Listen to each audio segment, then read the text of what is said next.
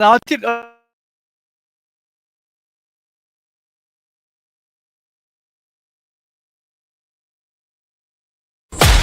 It's time to strap in and get ready. The leaders in AFL SuperCoach are incoming, helping you win your leagues and climb up the rankings. You're now listening to the Insight AFL Show with your hosts, Big Horse and Skitty.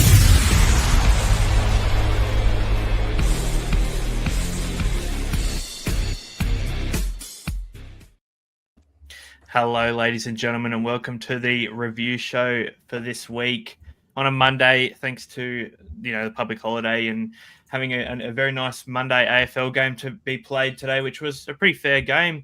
And joining me as always for these review shows, we got no Horse for this week, but we have Hurls. He's back. He's wearing his big freeze beanie.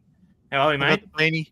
I'm really good. Hopefully everyone got their beanie, whether it's a live version from Coles or whether you got a virtual one to support M&D. And it was really touching today, actually, the Guard of Honour, and just seeing Neil in the state that he's in, and who knows how many of these he's going to survive. But what a job he's doing, the great man. So yeah, the least we can do is chuck $20 or $30 in and get a beanie and try to find a cure for this shit disease.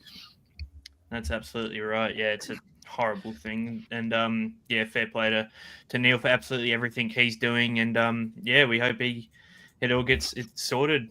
And joining us for the very first time this year, well, he's appeared in a few of the Patreon shows, has his own little show on there called The Numbers Show. But first time on YouTube, Flanders. How are you, mate?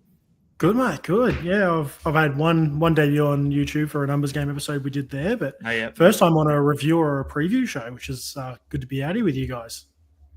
Yeah, pleasure to have you on. Yeah, as I said before, no Horse tonight, but yeah, we've got someone who just quietly might be better than him. All right. He won't take that. No, we need to get our own little thing made at the start instead of Big Horse and Skitty who's on the start. We need to get our own deadly. That's it. You're right. Bloody, they're not on most weeks. We do their job for them. So tonight, ladies and gentlemen, we will go through each of the games and obviously have a chat about some SuperCoach players and how they went and some targets throughout the week. And we'll answer some questions at the end. But before that, we'd like to mention that this show is sponsored by the Standard Squeeze. Use the promo code on screen, IFS 2025, for 15% off your order for everything that Standard Squeeze has. They got some very good products over there. And they've been long-time sponsors of the show, and we love them. So without further ado, we'll jump into the first game, which was Western Bulldogs versus Hawthorn, which I thought was a pretty decent game. I definitely thought it could have gone either way, but Hawthorn come away with the win, 81-59. On the Western Bulldogs side of things, fellas, Timmy English, 127 SuperCoach points. Bailey Dale with another very decent game at 118. Ed Richards at 111. I know some people were talking about potentially fading Bont for Richards. So, we see Bont there scored 101. So it actually paid off for him, didn't it, Hurls? This week anyway. Look, I think, and I bought Bont in this week, and he was mediocre like the rest of my spuds. But I think it was one of those gambles, right? Bont had the break even that we thought, he can probably get it, but he didn't. So now those who waited get the opportunity to buy him a little bit cheaper, and he's probably going to.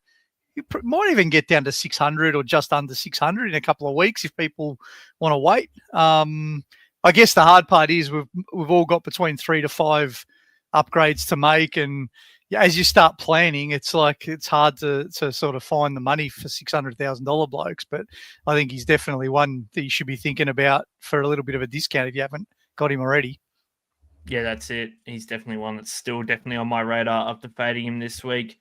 Looking further down the list, Matty Kennedy, another 95. He's just Mr. Consistent, even though he probably, I think Hurls would agree, probably deserves a few more points than what he gets given. Frustrating. Yeah.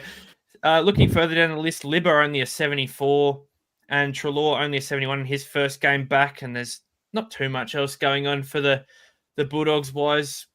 I will touch on quickly. It was sort of the week of the ruck again this week, and I don't know if you've got all the stats there, Brody. I know you're the big stats guy nowadays with you and your numbers show. But yeah, huge ruck week with Brody Grundy having a big week. Sherry obviously, TDK, and yeah, Tim English and Meek both being the top scorers in this one. Yeah, absolutely. Monster week for those guys. Like Meek had 48 hitouts, his second most of the year. So yeah, he's just had a monster week this week against a very good ruck in Tim English. He's a good ruck without doubt. So yeah, it was definitely the week of the ruck. You'd like to think, Meek 134 SuperCoach points, very good from him. Chol had a really solid game with a 120. Josh Ward getting some CBAs, had a 117. Josh Weddle, who sort of took the I don't know. He sort of was just a bit everywhere and played well. 114. John Newcomb at a 114 as well, with not much pressure for the first time in a few weeks. A lot of 100s coming out for some not really relevant Hawthorn guys. If we're honest, if we're going through really relevant Hawthorn guys besides Newcomb, there's not too much nowadays. We look further down. Dylan Moore, who's starting to get back into it, but he's just not putting up the scores that he was last year. And at this stage, Hurls, you can't go with Dylan Moore. You can't. Look, there's going to be too much value that's presenting itself for really consistent blokes at the moment. And we'll talk about some role changes that happened this week in other games. So I just don't think Dylan Moore's an option for you this year. Just on Chol, you did mention his big 130. I don't know if you're following. You probably don't look at the keeper league, Deadly, with your team being ready for 2075. Yeah. But I bought Chol in off the waivers, and he scored 1/4 of your whole team's score.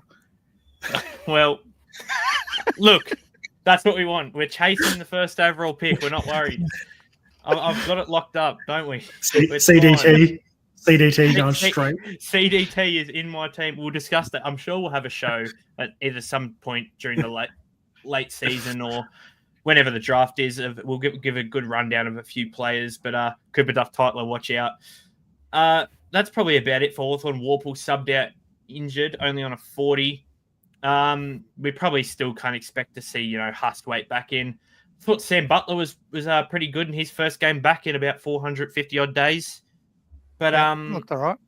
Yeah, besides that, there's not too much else going on SuperCoach relevancy-wise in this one. So we'll move on to the next game, which... The one to watch before we move, you did mention this bloke already, but if people are looking for a third ruck for their flex, after his bye, I reckon Lloyd Meek's going to be nice and juicy. He'll probably be, because he got a bit of a spike score there, he might be 450, 460. But, if you're going to go... And this is what I'll be weighing up when the time comes in about round 16. Do I go someone like Pickles for 460, or do I go like a Ruckman who they never get tagged? They seem to be pretty foolproof, and Lloyd Meek might be in that price range. So that's sort of something you could be thinking about for that 23rd spot if you want to. Yeah, I like it. 36 break even this week he's priced at 450 at the minute. So if he's got Rob this week, which is probably the hardest ruck matchup. So, he probably makes another 20K. You're looking at about 470. It's definitely still an option. Yep. And, we'll move on to the next game, which was one of the games of the round. It's a pretty low-scoring week all around. Just cold weather, wet weather, it's played a big part. But I think, look, Jake Saligo had a good game, 124 SuperCoach points. But I think everyone is preaching to the choirs about one certain man. We're going to put the stopwatch on here, Deadly. We had some feedback on X before the show. There's plenty of support for you to just have as much time as you want talking about Keezus. I did see that. But we're gonna give you the floor. Go your hardest. Horse will let you do this because he loves having him in his team, and he got the 120 or whatever he got. So go for it. Why should everyone now jump on Ben Keys? You shouldn't. God, that's a lie, Deadly. That's a lie. Get him in. No, look. All right. In all seriousness, Horse. So we'll take this back to last Monday. Lockout lifts. Horse sends me a message. He goes, "Why am I looking at Ben Keys right now?" And I said, I don't know, mate. Why are you looking at Ben Keys? And when you dig a bit deeper, he's gone 90, 100, and then Brisbane. Actually, I did some digging. They haven't been too great against half forwards this year, and realistically, without the 8 in Keys' rotation, he's averaging about 80 plus, like 85 plus. So at 340 or whatever he was, it wasn't a horrible option, but it definitely wasn't one that I was going to take even as much as I love him. So the fact that Horse basically got forced into it and it worked kind of annoys me. Put it this way, in one of the cash leagues, I was playing against Horse, and he beat me by 17 points, and Keys got 120. So don't you think I love Keys about now? Keys has scored more as Horse's VC than mine, and I had the VC on Bond. Like, yeah, that sums up this week. Just in that comment alone. That's fair enough. 20 disposals, 5 tackles, 3 goals. He just did Keys' things, if we're honest. But I'll be honest, the run home for him isn't very good. It's not good at all for half forwards, realistically. He's got a Richmond and a West Coast game, but besides that, it's not really pretty. He's got some of the bottom type of teams. But Ben Keys, I'll tell you what, he's going to be Horse's F6 from now on, so let's hope for a pretty average rest of the season from him, I reckon. Good on him. And full disclaimer, Horse did have a donut in his team with Bailey Smith coming out, and he still beat me. So it wasn't just because of Ben Keys. His team did okay. Yeah, his team definitely did all right, and he outscored me this week, but don't let him hear that. Rory Laird, 111. Jordan Dawson had a really solid game after copping a bit of stoppage attention. 11 tackles and a goal for 108. Rankin, he's just sort of been... You said it about a month ago, Hurls. He's been a nearly player this whole season, Isaac Rankin. He is a couple touches or a goal off just going huge. And he's just 5 games on the trot, struggling he hasn't scored over 100. He's 466K. It's a tough watch. If we need to free up cash, it's probably not him, but geez. No, it's not enough. The thing that has happened the last 2 weeks, they've started playing him more forward. And I think maybe that's trying to be more of an impact. Like, they've got the players that can still run through the middle. They've put Peatling in a lot more into the midfield. Saligo's gone back in as pretty much full-time mid. They got the players to run through there. The other bloke's sort of taken some time in there. What's his name? Berry. So they've got the players that can go in the middle. And I guess they're thinking, well, instead of 70-30 Rankin midfield forward, we'll make him 30-70. He still has that impact when he goes in, but then he can hit the scoreboard when he's in the forward line as well. To be honest, and as an owner, I was pretty happy with the 89 because I thought he was going to get about a 40 at one point. He sucked, and then he had a really good patch, and he jumped up to the 90s or whatever until he gave away a 50 or something at the end. Yeah, I'd like to take the blame for this one. So I bought Isaac Rankin in when he was 497K. And the week after that, he scored a 138 against Carlton and then is yet to score over 100. So I'll take full responsibility because I have killed about 5 blokes just by bringing him in this year. I personally killed Lockie Whitfield by bringing him in 3 weeks ago. So that was we'll get to that. He's your fault. It's all my fault. That week, mate. Should have gone Sinclair. Don't talk to me about that week. But it's too much of a story. We'll get to that later. Looking down the list, James Peatling at 57. Not too much going on for him. I know a few people brought him in a couple weeks back. What's he sitting at now? Now it's opened up. He's 468K. Yeah, it's probably... Look, if you brought him in a few weeks back when he was about 430, 450, when people were looking at it, you made about 20K. He's got a few decent scores, but he's definitely not a keeper. But with the lack of trades, can you even trade him out at this rate? I think it's a great call. What do you do? Like, I've got so many I haven't got Peatling, but I think we're all in the same boat where we've probably got 6 blokes who ideally we would love to move on. And when I go and do my rage trades later on, I'll probably Yeah, my captain is, and when I say my captain, Bombers captain is firmly in the gun for me. I think Zachy Merritt might be my first trade out. But then when you do stop and think about it and you do a few mucking around things tomorrow, can you afford them? It's 10 trades left or whatever. Can you afford these kind of blokes to go out of your team? If you've got them, you're sort of stuck now. Yeah, that's it. It's big decisions to make. Whoever you cull this week, this week's going to be a big one for it. Looking further down the Adelaide list, we see Luke Pedlar, who was a pretty popular trade in this week, only scoring a 37 with 65% TOG. Yeah, basically, if you're an owner, you just got to hope that improves, but there's not much else you can really do now. Over on the Brisbane side of things, and it's definitely the week of the ruck if Darcy Fortin has scored a 135, isn't it? Darcy Fort. Darcy Fort. Did that man get there? 47 hitouts against Rob. I'll tell you what, that's impressive stuff. Josh Dunkley Rob also had 50 himself, though, so it was a massive hit-out game. Yeah, big stoppage game. Yeah, huge stoppage game. A lot of these games were in the wet weather, which we sort of expected. Yeah, Dunkley, he was good, 120. Will Ashcroft, I tell you what, I don't love the way he plays, but boy, he racks it up a lot, and he's poking on the edge of being top 8 at this rate. Yeah, if you held him all year, bloody fantastic. You wouldn't be touching him, would you? It's been one of those years, and I was telling a few people in our WhatsApp group during the week, geez, and we called it early. Like I called him the critical 6 in the preseason when we were trying to do all of our planning, and we had all these mid prices, and you had Oliver, you had Peatling, you had Will Ashcroft, you had Chera. Parrish wasn't injured back then. I was counting him. Who was the other one? There was I think one more. Will Day. Maybe Will Day was a pretty big one. Will Day, Finn McGuinness, all these guys. They were in that sort of bucket.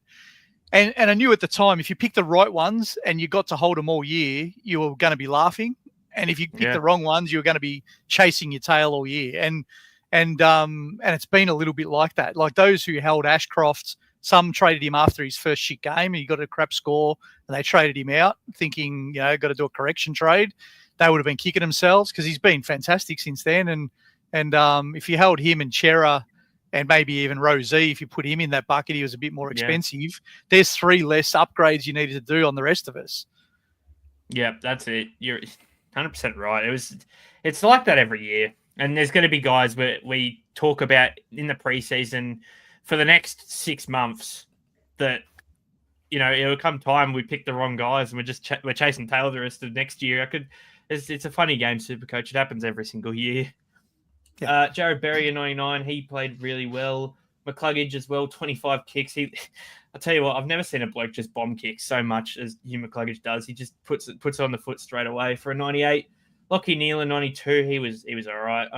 It was a big stoppage game, so just all the Brisbane midfielders just had a bit of a day out.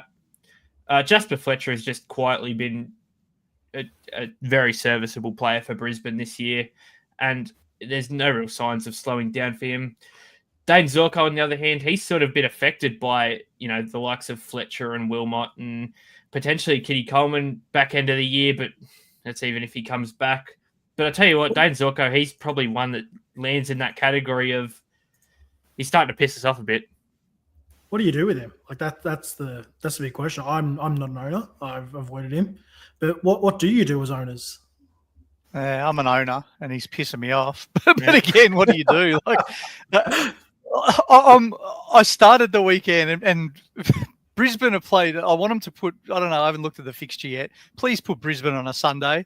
They're pissing my whole SuperCoach weekend off playing Thursday and Friday nights because Zorko and Neil and these guys just score 90s or 85s, and it just kills me. First game Saturday. Oh, that's too early again. I think you can't get rid of all of these guys, but there's a real case to say, and this is where my head's at. This is very early in the week. Obviously, the lockout only just lifted, and I haven't done too much tinkering yet. There's a real case to get rid of one of these blokes this week for me, and the reason for that is you could do something like Zorko out for McKercher, and that could be your way of unlocking what you normally do from a cashing out a rookie. And at least what you're doing there is you're making the 120 or whatever it is from going Zorko to McKercher. Fingers crossed, you would be hoping McKercher keeps the role and can match Zorko from here, and then there's no job security issues with the bloke you're bringing in, right? Whereas when you do, like, the other option for me might be Connor Stone down to Zach Johnson, but Zach Johnson might get dropped in 2 weeks for Essendon because he's a rookie. So it's a real consideration for me to make a move on one of these sort of underperforming primos to unlock that cash and use that as my upgrade cadence rather than a rookie this week. But each team's a bit different, so depends how you're situated. Yeah, 100%. Looking further down the Brisbane list, Levi Ashcroft, 23 touches, but only a 66, didn't reach his break even. Comes into this week with a 383k with I believe it's a 102 break even. Yep, 102 break even. It's been a fantastic ride, but it's probably time to go, right, boys? Yeah, pull up stumps. Yeah, he's done his buys in 2 weeks' time. You need the cash for him. We've got buying options for this week as well to spend your money. Best to cash out and get off him. Yeah. Yeah. Besides that, for Brisbane, not much else going on. Kai Lohmann, 45. I know a couple of people brought him in as an option. Yeah, sucks. Whatever. Move on to the next game, which was a game I wish was the score was flipped. I'll put it that way. But Sydney did play good. But there was a big talking point in this game, and it's right here for Richmond. Dion Prestia was on about 82 at quarter time, and we were all genuinely looking at Dion Prestia for about 20 minutes there. M1. what is he now? He would have dropped a bit by averages. No, he's still M1. Third. He's still M1. He's still M1, but he's third ranked player. Yeah, better than Bond. It's crazy. It's just crazy. There always is someone like that, though. That they just play one game, go massive, and fall off the face of the earth. It happens every year. Tim Taranto, really good game out of him, 107. Nank, 104. Kane McAuliffe, who, if you picked up a couple weeks ago, well done to you. He's been fantastic, and there's no real signs of him slowing down, to be honest. Yes, the tog's a bit low, but he won't get dropped at this rate. There's just no way. He's centre bounce mid. He's going to do what you need him to do. He's making the cash. You can hold him now for probably 2 more weeks after the bye, and he'll be probably 400,000 just about. And that's exactly what you bought him for. So he'll facilitate that last or second last upgrade for you. I wish I went him. And the other bloke on the other team was the one I went when I had the option, which he's been fantastic as well, Sheldrick. But I think I wish I got both of them at the time. They were really good sort of cash generators, and probably just a little lesson for us for next year when we get into that round 7 to round 11 and we start to look for these rookies. If the vest is still in, it might be better to look for these guys that have got the role that are more 230k rather than looking for the 113 or 119k blokes who play 1 week like Boxall and then get dropped, or Hustwaite plays 2 weeks and gets dropped because they're more seasoned bodies. They've got a better role. They've got more chance of making cash. So it's just something to think about and remember for next year. Yep, that's it, 100%. Really not much else going on for Richmond. If you're like me and you accidentally held Luke Traynor, get off him this week. I originally had him out, and then I didn't realise that I traded out Hawley instead. I mean, still not a bad trade out, and I got Traynor 61 in my score, but I didn't mean to. Just on a bit of a side bench with Richmond, Campbell Gray went down with an injury to his knee in the AFL. Yes. Not relevant to this game, but relevant to pretty much everybody's teams. Expected 6 to 10 weeks. They upped it. Wow, they said 2 to 4 initially. Yeah, so I'm hearing rumours of potentially 6 to 10. Could be around that sort of 2 to 4 week mark, but either way, it's going to be either way. Yeah, if it's 6 to 10, he's not playing the rest of the year. If it's 2 to 4, he might come in when Bolter has his last couple of rounds of curfew, but we're probably not getting no more cash from him when he's probably just going to sit on the bench in defence for the rest of the year for all of us. And we're not going to have the trades to get him out anyway by the time he makes cash. By that time, no way. No. So, sucks. And I tell you what, it's just injuries in the vest have been absolute killers this year. And look, it's probably been one of the worst years of SuperCoach. It's been so hard. Like, it's the hardest. I'm loving it though. It's very challenging. Like it's a real challenge to really work through how to get to that final team. And some years aren't that hard, but this year is really hard. So I think everyone, looks at it differently. Maybe I'm a bit morbid like that. I'm enjoying the challenge. My team's going very average, so it's not because I'm going well that I'm enjoying it. But I just it's like a bit of a Rubik's Cube every week. Wish I didn't kill people. That's all it is. I think we're all very... Go on. I think we're all very fascinated with getting to full primo by the buys or early into the buys. Yeah. We're all willing to pay up. Like I had to look back at my trade history and I paid $608 for Dacos. I paid $608 for Merritt. I paid $590 for Sarong. Like we've paid big dollar values when, earlier on in the year, if we had been paying 500s for guys, it's probably not as big of a problem. But, we're thinking it's going to be like every other year where, team value is going to be low 13s, maybe into the 14s at the moment. And a lot of guys aren't near that. I'm nowhere near it this year. I'm about a million and a half behind this time last year. Yeah, I'm almost one. Yeah, I'm the same. I'm $1.5 million behind what I was last year. Even 2 years ago, I'm about 2 million behind. So it's not pretty.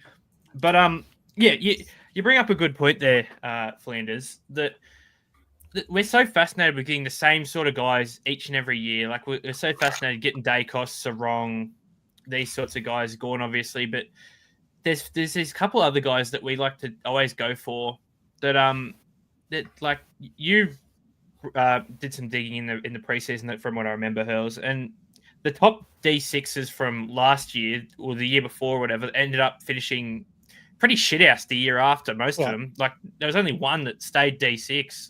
So it's sort of it's a strange game, isn't it? SuperCoach. Like and I think we've done the Brisbane game, but McCluggage is the perfect example, right? Like we all were really keen to buy either Lachie Neale or Dane Zorko, and I own those two over McCluggage. And it's because McCluggage has never shown that he's been able to do it before, whereas the other guys have. And so we clamour to buy the same guys. And then at the end of the year, like now, I'm about 6,000th, I think, roughly. For me to make ground, I can't bring in Nass and Butters this week like everybody else. You know what I mean? It's like, what's the point? Like they're the logical trade-ins, but if I do, I'm not catching anyone. So you almost have to think differently. And it's too late now with only 10 trades left. Probably just a lesson for next year to maybe think a bit differently in the starting squad or in those first 10 trades when you're doing some corrections. If you see someone on a bit of a heater like a Hewitt or a McCluggage, maybe you jump on them early. Yeah. Or Lachie Ash. Maybe you jump on them early. Yeah. But anyway. Never do. That's like if you look at last year's, even just the top three defenders, it went Flanders, Sheasel, Luke Ryan. Flanders is, I don't even know what he is. He's probably like D 70 odd. 300. Yeah. Luke Ryan's D20 and Harry Sheasel's D11. And, these guys that were like, Lachie Ash was probably like D25. He's D2 right now. It's an interesting one, and it's definitely a talking point that probably needs to get spoken about more, to be honest. It's just those guys that start out in a bit of a heater, they usually tend to keep going, to be honest. And you do need to, and Kizza in the chat, our man Kizza saying, did someone say pod? He loves his pods and he's ahead of the curve. He's picking up all these different guys. His team's going to look very interesting in a couple of weeks. And I think it's a good point, though. Like, which ones do you pick? You can't pick 15 pods. I think that will kill you if you get too many wrong because you're not going to get them all right. But there is a good case to go earlier on the ones that look to have the form, if you know what I mean. Like go, in round 2, jump on that hot guy and hope he stays hot for the year, as opposed to I'm going to wait for the guy who was good last year to come good again, because maybe they won't. Yeah, that's it. Forwards last year, even just looking at it now, Dylan Moore finished his F2. He's probably about F20 odd now. It's just, yeah, it's an interesting talking point. But back to the games. Sydney were really good in this one, and I think the top two scorers really show that. Brodie Grundy was phenomenal. He's going to win their club's best and fairest quite comfortably. He's been insane the past couple of weeks. And tell you what, after this game, I had a look at it. Brodie Grundy, since round 9, after a 54 against GWS, he's went 121, 135, 109, 161, 155. If you manage to find that diamond in the rough, he's 6'11 now with a 45 break even. But if you manage to find that, well done to you. You're playing the game better than me. And Nick Blakey in the sole halfback role, he was phenomenal. There was no other way to put it. He was insane. I don't know if our man Phil is watching, and he knows that I don't like Sydney at all. But I've been really harsh on Blakey in the chat every week while Sydney are playing. And the reason I'm so harsh on him is this is what he can do. He's a dead set jet, this bloke. Yeah. And whether it's the coaching has been playing him wrong or the injuries have meant he's had to change role and all that, this guy should be the distributor. He should be in between the arcs, get him running with the footy, and this is the kind of game he produces. Now, I can't wait to see what he does after the bye, to see whether that was just because it was Richmond or whether he has that license again. Now, I'm not saying to anyone jump on him from a SuperCoach point of view because I don't think I'd trust it yet, but geez, he looked good in that role. Yeah, 100%. And it's just, go on. Something a bit notable there. They're also missing Matt Roberts from this. That's well. So Matt Roberts is a key cog that was missing out of that, allowing Blakey to be that guy. Yeah, it's without Roberts last year, Blakey was sort of the one that shot off, and he had a pretty decent start to the year, and then basically when Riley Bice popped back on the scene, like right at the start of the season against Collingwood, it sort of put Blakey back out of it again. And just sort of made him, pick a player instead of being a bit of a loosey. When this is the first game he's been able to be a bit of a loose player, and he thrived in it. To be fair, so it makes you wonder if Coxie now thinks that play Blakey and Roberts as the two loose ones. Isaac Heaney played a really good game as sort of expected, a 123, but I think we deserve to give this next bloke a bit of credit because if you picked him up, he's probably been your M1 the past couple of weeks. Angus Sheldrick. He's just about M1. Is he technically? Let me have a look. He could well have been my M1 this week.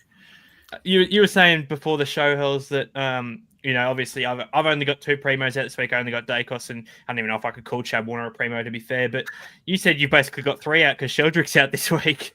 I have. I wasn't budgeting for having a third primo out this week, but Sheldrick was my M1 this week, so he's now out on the bye. But geez, he's doing the job for me. He's going to end up 400k, and then I'll be able to make the choice at the end of the year whether he stays M8 or he becomes an upgrade at like I said, to a Lloyd Meek or to a Pickles or something like that for that last spot. But great signs from him. Shout out to our man Phil in our Patreon, who's a Sydney man. He's been banging on about Sheldrick all year. Loves Angus Sheldrick. Saying he should have been in the centre bounces. And I think maybe Coxie took a little bit too long to trust him. And now he is. So it's good to see. 100%. We have done some numbers on him in the Patreon for the numbers game as well. So we've done some numbers there, and his numbers look really, really good given game time. So it's worth jumping over into there and having a bit of a look at the numbers. All there for everybody to see. Yeah, we'll get the. If you're not a Patreon, jump in and join up. Like our man's got some amazing stats. You wouldn't believe the kind of numbers he throws together and puts into little spreadsheets and stuff for everyone that's in our Patreon. So if you're not a member, selfless plug for our channel and jump on and become a member. I think it's a coffee a month, something like that, and it's bloody good value. That's it. Yeah, we'll get the American guy to have a bit of a chat about it after this game. But this next bloke sort of starts the conversation of the mid-price madness that we're sort of started this week, I suppose. And I'll tell you what, I'm definitely interested after the bye next week in Callum Mills. He is just, no matter where he's playing, he looks really good. He's just a phenomenal footy player, but he's just sort of playing in 3 different decent roles to the point that at that price, I can't really ignore it. Yeah, he looks maybe utility, isn't he? He's going to play some middle. He's going to play down back. He'll swing behind the ball when they need him. And I think, full priced Mills, I wouldn't touch him because of his injury history, but 350k Mills, bloody hell. How can you not go there? I think for those of us who are scrounging to get that 23rd primo, or even, some people struggling to get to 22, maybe this is the ticket. These guys like this, and we'll talk about some others that got my eye on as well this week, but he's certainly one that I think after the bye will be a very popular trade in. Yeah, there is some big ones. Just something quite notable on him. He did not have a CBA attendance, and he did not have a disposal inside forward 50. Yeah, he was sort of forced a bit out the back just due to the standard fact that Roberts was out and he had to swing a bit. He was on the wing for a little bit there, but most of the time he was just sort of off half back, and pretty sure he took a couple kick-ins as well. I can't be quoted on that, but I think he might have. Yeah, but 100%, just no matter where he plays, he's just still always just finds the footy, even if it's on a wing. He has a knack of just getting to the footy and just using it well. He's just such a great ball user. He always has been. And 357k. He's probably the guy for me that will be my 23rd primo. Like, obviously, we'll talk about McKercher, we'll talk about Doherty, these sorts of guys. I just, due to my situation, I can't get either of them this week, so I'm sort of forced into Mills, and I'm not mad at it. I think it'd be a good pick. Yeah. So didn't take a kick in, or? Oh, he did. He took 2. Took 2. Yeah, that's fine. Yeah, two kick-ins, and basically everything else was Nick Blakey. So interesting to see what happens when Roberts comes back. But 8 to Blakey, 2 to Mills. That was the only 2 guys doing kick-ins.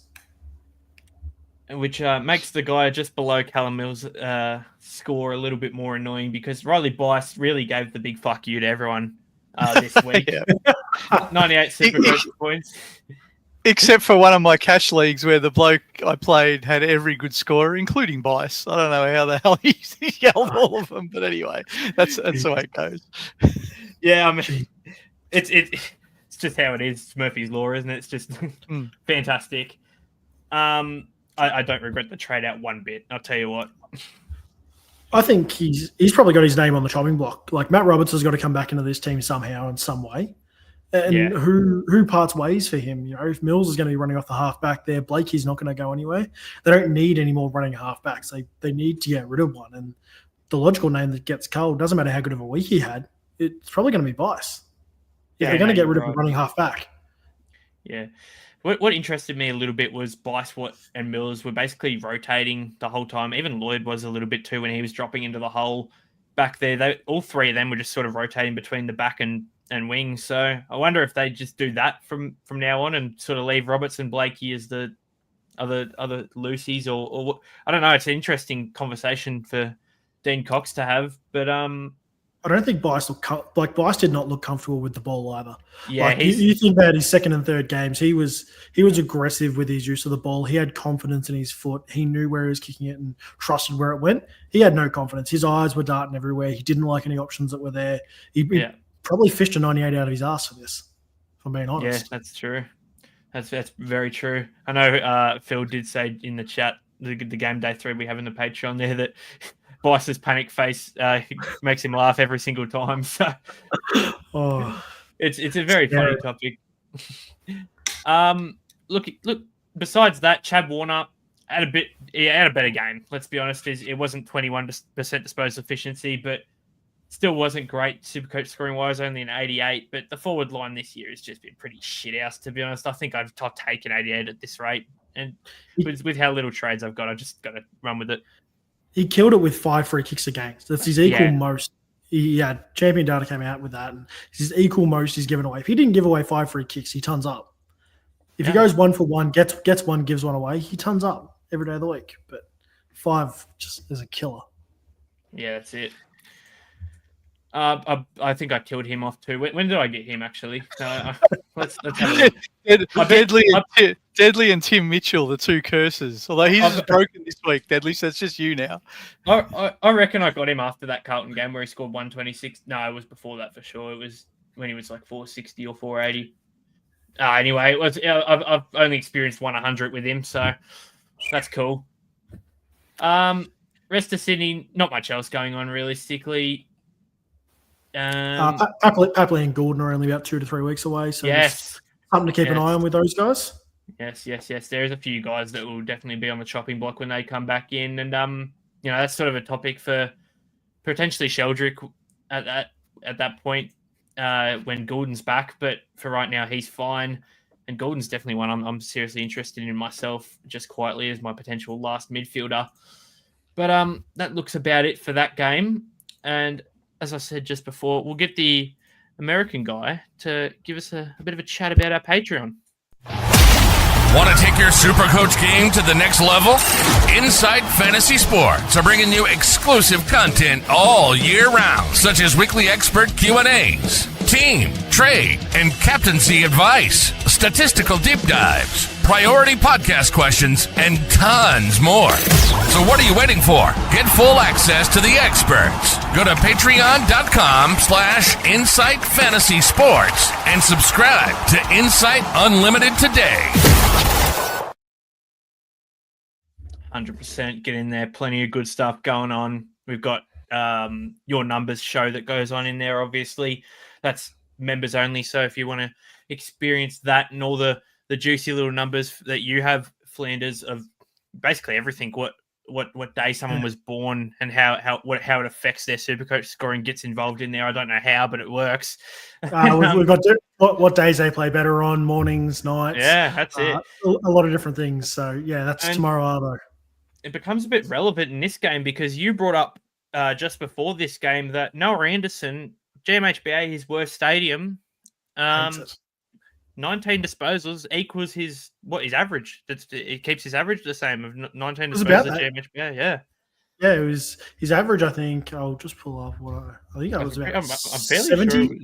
69.67 was his average at GMHBA, and he didn't really make it much better than that. So Nando's having a shit time down there is pretty standard.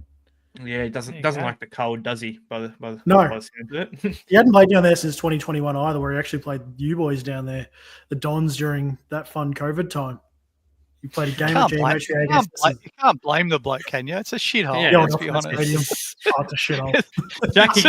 I tell you what, Jack Higgins talks about Adelaide. Has he been to Geelong? I'll be honest. Could be worse. Could be Ballarat. No, let's not go into that. Let's talk about how good Max Holmes is, because once Bailey Smith was ruled out, Maxi Holmes, it was always time for him to take over, and 40 touches, 6 marks, 5 tackles, kicked 0.2. Imagine he kicked them 2 goals. It could have been 170, but a 152. And just a huge game out of him. And it was sort of expected. As long as he didn't really get a tag, he was always just gonna dominate. Am I the only person in the world that doesn't own this bloke? Every league I had got the 152 out of this guy. I'm looking at it going, how bad is this? I don't know. He had 2 weeks where it was sort of just he was the prime trade-in target. It was like there was the 1 week against JWS where he was 498 and he was just sort of the prime target. And then he went 76 like the week after. So then he was the prime target the week after that as well. So it was 2 good weeks for him. I started him. Yeah, I like the DPP flexibility, and he was much more budget over a Sinclair. And Sinclair obviously had his dicey start with some soft tissue news over the preseason. So I went with Max Holmes, and it's been a ride, but on average he's been killing it. I think has he moved his way into the top into D6 yet? He'd be close to it. I'm pretty sure he's D7. He's D5. D5 now. D5 on average. Yep. There you go. D5. With a really juicy run home too. They still got to play lots of crap run home. Still so gorgeous. And as our Punters Club president Kizzers talks about, Max Holmes dart fed families. It definitely did. It was a good call straight away. Tom Atkins, he played a phenomenal game. He was absolutely everywhere in this one. 145 SuperCoach points. Mark O'Connor, he was the one tagging Anderson, I believe, and he did a phenomenal job. 130. Jack Henry in one of his first game backs, I'm pretty sure, 122. Tommy Stewart's a bit of an interesting one, boys. Now, 111 for him, 14 marks. With Geelong's run home, how much even is Stu nowadays? Are we potentially super still value? 455k? Are we still potentially looking at Stu, or are we still worried about those injuries that just keep coming about? I was going to buy him last week, and with all the rumours that he was going to be laid out and all this, I avoided him, and it's hurt because he's got 200 since then, and he could probably just keep getting them. The risk is his body, obviously, but bloody hell, he's still cheap, 450. He's got a dream run. He'll towel Essendon up this week. Yeah, he's got Essendon twice. Just run amok. Got Essendon twice on the way home. It's one of those ones I think I'm going to be kicking myself over, and it's one of those ones this year that I think my buy planning has actually cost me a lot of players that I would normally pick, and I'm not doing that great in the buys anyway. So it's just been one of those funny years that certain things have popped up where I would normally jump on them and just didn't, and I'm kicking myself about Stu. I think. Yeah, 100%. Essendon twice, Richmond twice, North, and that's just with the last 10 rounds that he's got. It's scary, but I can't go there personally just due to the simple fact that my round 16 buy is so horrible. Like, I have so many guys on the round 16 buy that I just can't go to Stu. But I'll tell you what, it's going to be interesting. Just to question that on Stu, I arguably reckon he needs to play good sides to score well. Because the reason he would have scored so well against Gold Coast is they were just bombing it deep in a few. You were sitting back on it and intercept marking. And Champion Data loves that stat. Intercept mark, just dream for them. If they're playing Essendon's and Richmond's and that where it's, in all fairness, probably just going to be a cleaning at the floor, he's not going to be getting a lot of that because there's not going to be as much of that going on. It'll be more attacking. You'll still get him again. You get him against Essendon because they dump kick inside 50 every time. So. For whatever reason, it's always that. Realistically, that should happen. Where the good teams, it should be better for him to play against. But it's always the Melbournes, the Essendons, the West Coasts of the world that are actually better for backmen, just due to the simple fact that there's no pressure coming from any of them, and they just dump kick it every single time. So it works. It works well. What else have we got here? Brian Myers, who's putting together a sensational year, 110. Stengel, 99. Just another great game for everyone on Geelong, except for Jezza Cameron all the way down here, only getting a 28 and Shannon Neal getting subbed out for a 25. That was pretty gross out of them. Yeah, there was some people who went to him, went to Neil as a cash generator, and my sympathy doesn't extend very far. I'll give him that. There were a lot better options at that sort of time. There was your Sheldricks, McAuliffe's, and if Shannon Neal is the option that stood out, that was bare times then. Yeah. Yes. I thought about it for a minute. Thankfully, I didn't go there. It was just looking for desperation stakes, really. But yeah, that role's not great. The one thing I can guarantee anyone who jumped on Jeremy Cameron, don't worry about his 28 this week. His average will still be up over 120 after he plays Essendon this week. He'll probably pop out a 190. To be fair, Jaden Laverde only held Charlie Kerner to 2 goals, which I'm shocked. I was expecting 12. That's true. Moving on to the Gold Coast side of things. Matty Rao, he's sort of found his form a little bit again after me trading him. With probably his 4th 105 weeks since I traded him. Yeah, it's just he was on 8 at quarter time, wasn't he? 8 points or something at quarter time, and then he just went nuts after that. I traded him after his 53 against Brisbane. Since then, he went 80, 124, 121, 121, 114. So I'll let you know who I'm trading out this week, and you can pick him up. He just tackled his ass off that game, and that's we refer back to, I think, Dawson. He did the same thing. Didn't have a great deal of impact in the way of his disposals. He just tackled his ass off. was a guy in the VFL who, I can't remember who it was exactly, but he had 21 tackles and fantasy score was like 150 something. It was off the charts. Yeah, I did see that. Was it Will Phillips? Will Phillips. It was Will Phillips. It was Will Phil. Yeah, it was Will Phil. Will Phil. Yeah, Will Phil. Yep. And tackles get points. Yeah, that's it. Witsy, 64 hitouts was the big contributor for this one, to be honest. Will Powell, who was really good in this one with a 95. Braden Fiorini as well, 25. It's those four weird players, the Will Powell, the Fiorinis, the Joel Jeffreys, and the Bodie Ewlands that don't get enough. They don't get the credit, but they pumped out decent scores here. Took Miller was decent again. But really, besides that, not much going on. For anyone that was looking at Sam Flanders at any point this year, I think that idea is well and truly dead after a 32, right, Broads? Please don't. Like, I might be called Flanders, and it has a direct correlation to Sam Flanders. Please do not buy. I cannot urge you enough. He has a break even of 105, and he's dropped $257,000 this year. Oh. Do not buy. And I think he has a 96 in his score. 2026, we will be there. We will indeed be there. Only if he gets a role of some description. He surely has to, right? But we were chatting in the Patreon about it, and he's not the theory was he's going to be next man up into the midfield, but he's not. He's not next man up. Bailey Humphrey's taking that. That's right. Will Graham. Will Graham as well, and even the guys you've got coming into the draft this year. There's 2 academy midfielders, and that's without Zeke Ewland, who can literally play halfback, midfield, or wing comfortably. Yeah. So Fiorini, he was racking up 40 pluses in. Yeah, Fiorini's been phenomenal. It's just look, the ideal role for Flanders would be him going back to halfback, but obviously the Nobles and the Riolis of the world sort of kill that idea off as well. So even it's just Jeffries. And even the Jeffries of the world, Will Powell's it's just too many mouths to feed. It's just it's gross. And look, we'll see next year. I'd like to think he will get back to at least a little bit better. I think the main man from that game though, it's hard to. This is where we're in such a rush to finish our teams. If you can wait for 3 weeks, Noah Anderson's probably going to drop a little bit of coin now. Yeah. And he's got a lovely run home. I think he could be a really nice pick if you can be patient and pick him up for 540 or something like that. He's got a ceiling score or 2 in him. That he's got a 126 break even now. He has got the buy coming up, so you're not going to buy him yet.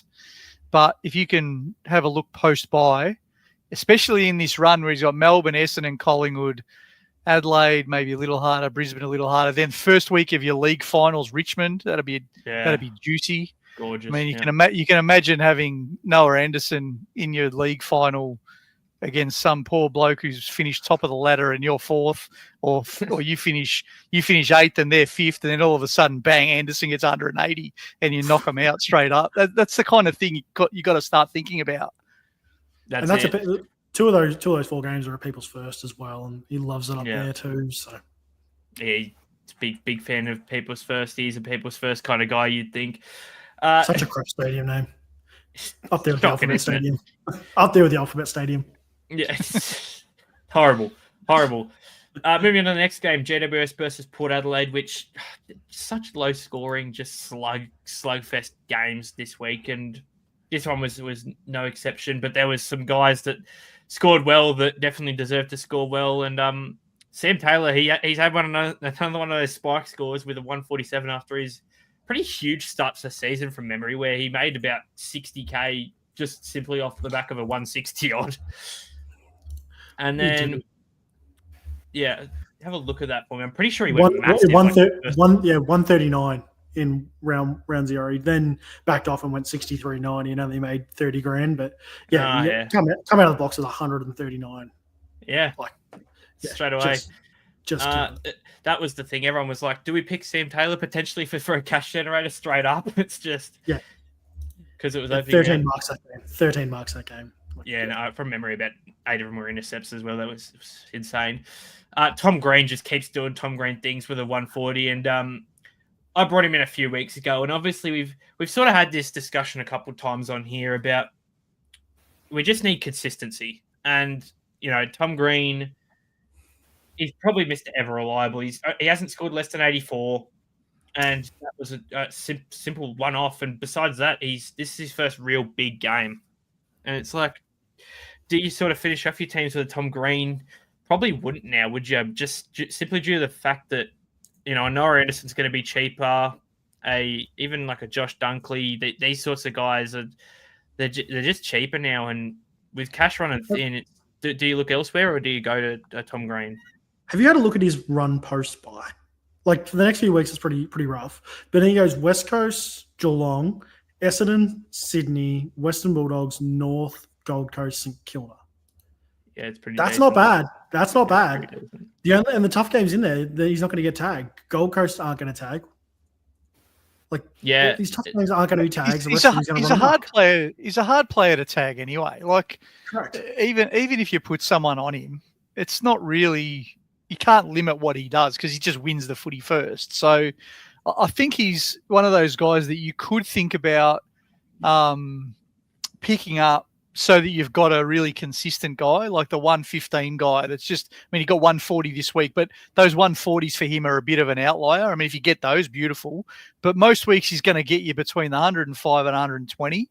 And he doesn't dip that much below that. He could be someone that could balance out your bloody Lockie Neals and Zeret, who, they're yo-yo kind of blokes. So it is worth considering. Again, another one, though, with that round 16 bye that makes it really tough.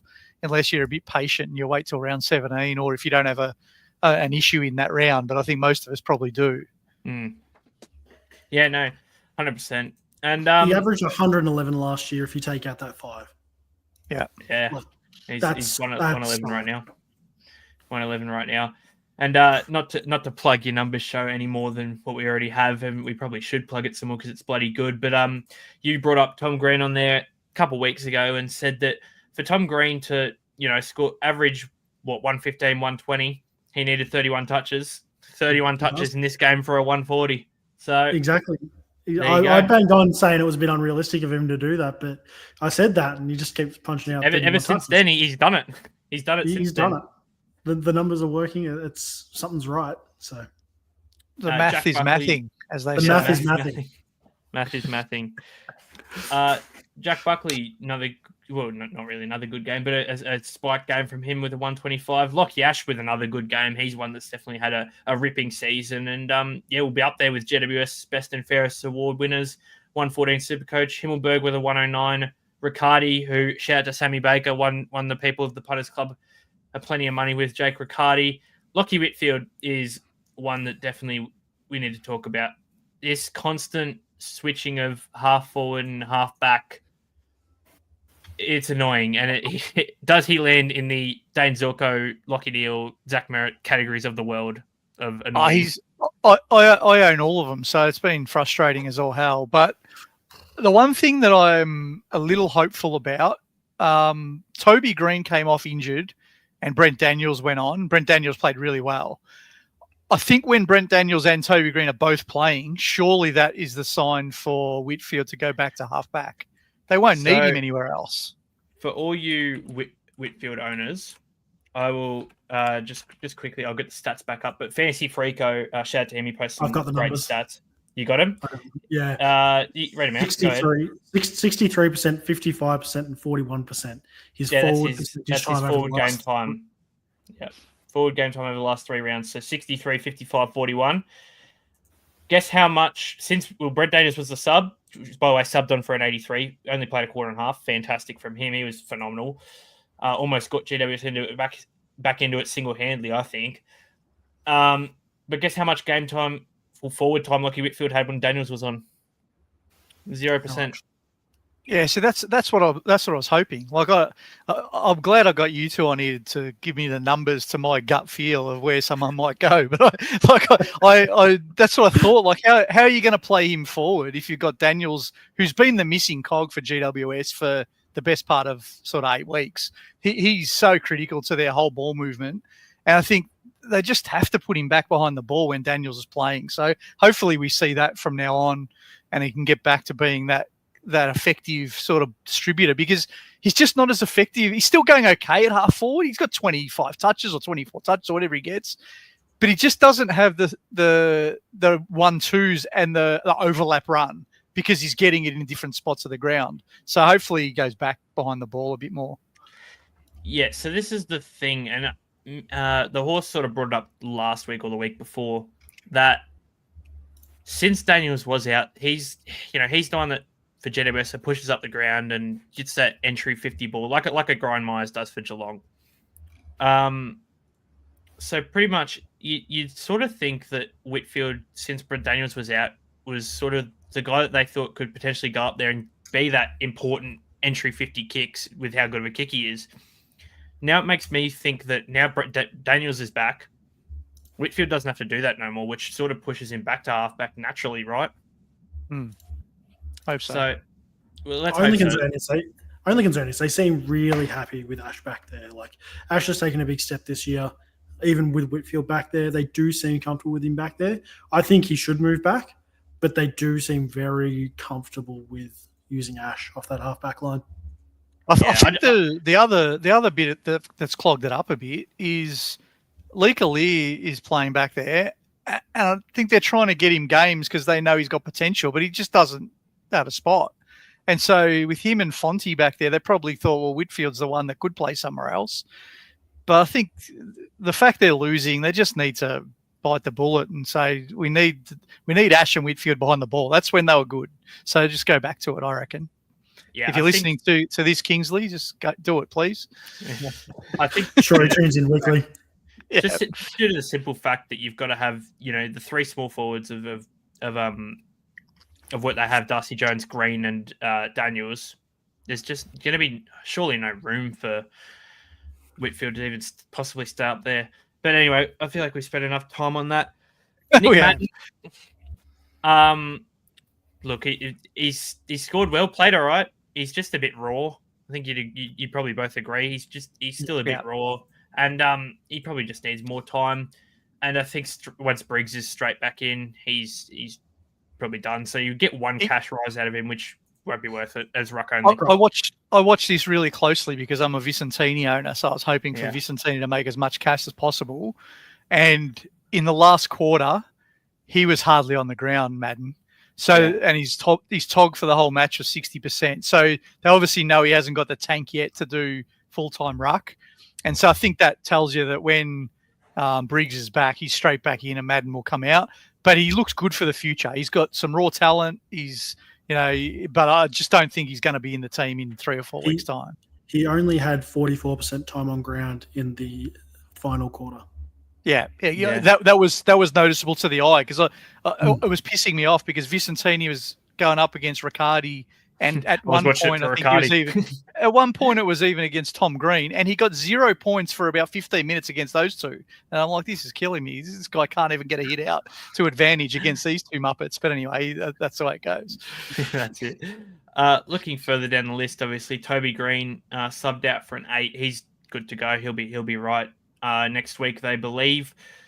Port Adelaide wise, this is probably the big topic of the week, or maybe one of the big topics of the week anyway. Zach Butters, now, get him now. Yes, 100%. I think you have to with 90 something break even. So I mean, look, you can wait till the week after if your strategy dictates that and pay a little bit extra. But if you don't get him in the next 2 weeks, I think you're going to be there's. And I said before, you got to try to make ground when you're back in the pack. But I don't think this is the one you should overthink because without Butters, that's not the antipod that I'd be going for. Yep. Yeah, I think you're 100% right. I think, he's probably as close as must-have as you could possibly get, right? Surely. Yeah. The other thing is, I think a lot of people are nervous that Jordan's going to tag him in 2 weeks' time. Jordan hasn't really tagged for the last 6-8 weeks. He's a half forward. He's setting himself up as a genuine role. He's committed to the half forward line. I can't see him genuinely tagging.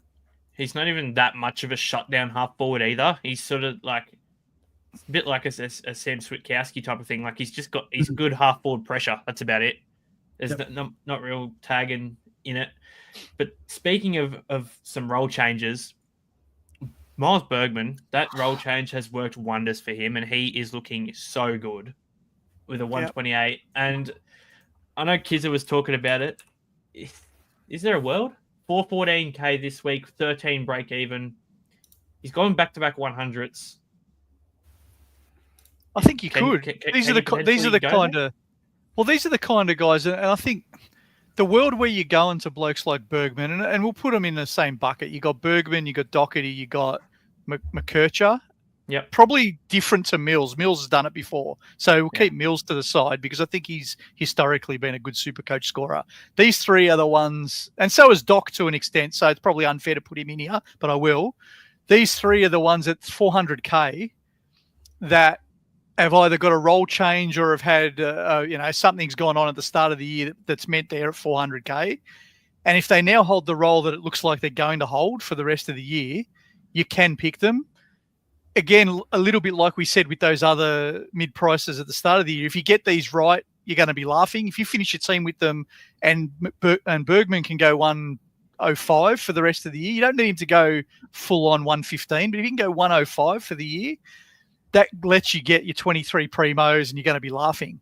If they go 85, you're stuffed. So you're taking a gamble, right? And this is what you got to weigh up when you do it. Which ones do you want? How many of them do you want? What are you going to try to do? I think the role is going to stick for all three of them. Can they do it over a 12-week period Supercoach-wise? That's the question. Yeah, and TR asking in the chat, will Bergman's role change when Horne-Francis is back? I don't think it will. And Kizza brings up a perfect point. They're trying to keep Bergman, and they're doing all they can to keep him at the club. And he wants to play mid, so give him the role that he wants. Not only that, it's making their team look a bit better. It probably means Horne-Francis, when he's back, plays a slightly bit more forward, or an Ollie Wines plays a bit more of a wing type of role. That sort of operation goes on, and maybe even Drew, who's had an uptick in CBAs, just drifts back out to a wing. They'll do everything they can to keep Bergman in that midfield, you'd think, from now on. Yeah, I reckon Drew is going to lose his CBAs to Horne-Francis, because even not the week Horne-Francis did his hamstring the week before, Bergman had 82% CBAs. So it's not like Horne-Francis left and then in comes Bergman as his replacement. He was already in there before. So, Yep, 100%. And the other thing is he doesn't need huge CBAs either. Because he still goes back when he's not in the CBAs, right? So I think he had 60 this week, 56 the week before, 36 and 82. So he showed the last two games that even with 50 to 60, you can still get good scores. So I think that gives you a little bit of comfort too. That he might not be 82%. If we thought he needed 80%, that would be unrealistic. But if you can get the scores he's getting with 50% at 400K, it's probably a good option. Yep.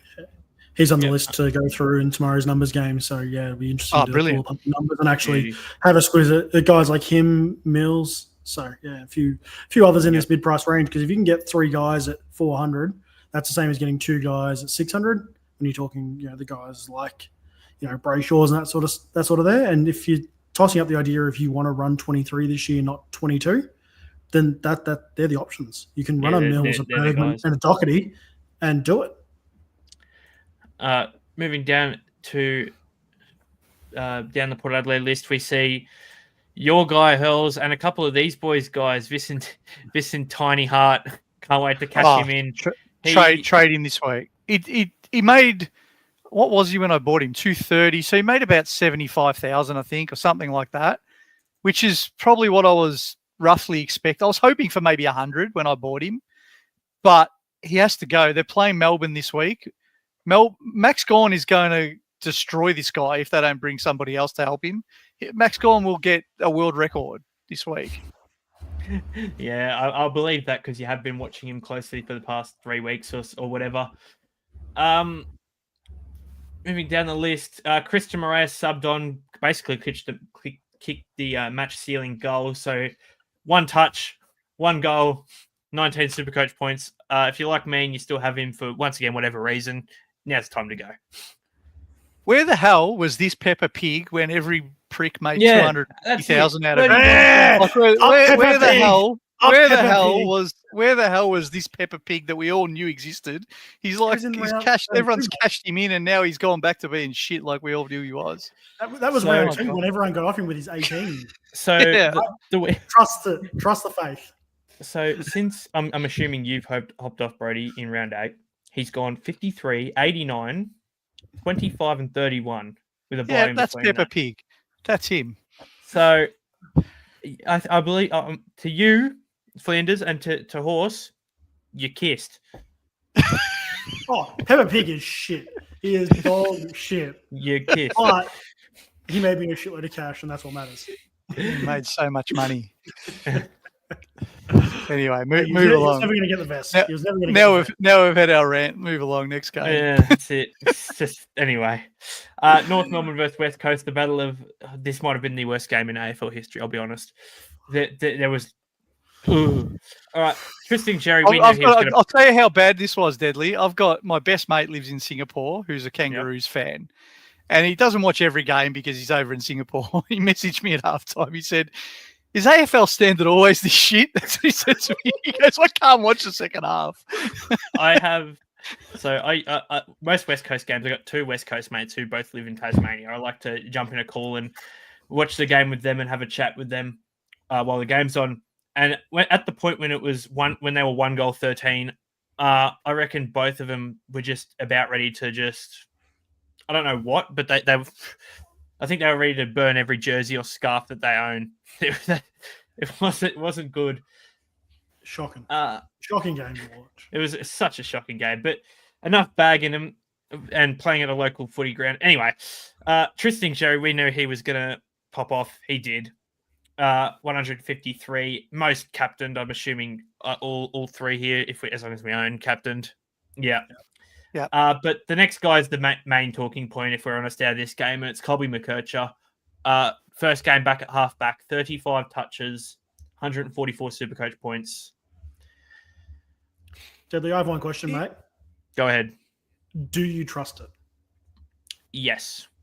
And it's simply due to the fact, I'm pretty sure I've got the comment here, that Harry Sheezel went on Triple M and basically said that they were trialing all these different roles, but they ultimately always wanted him as the midfield half-forward role, and they always wanted McKercher at that half-back role.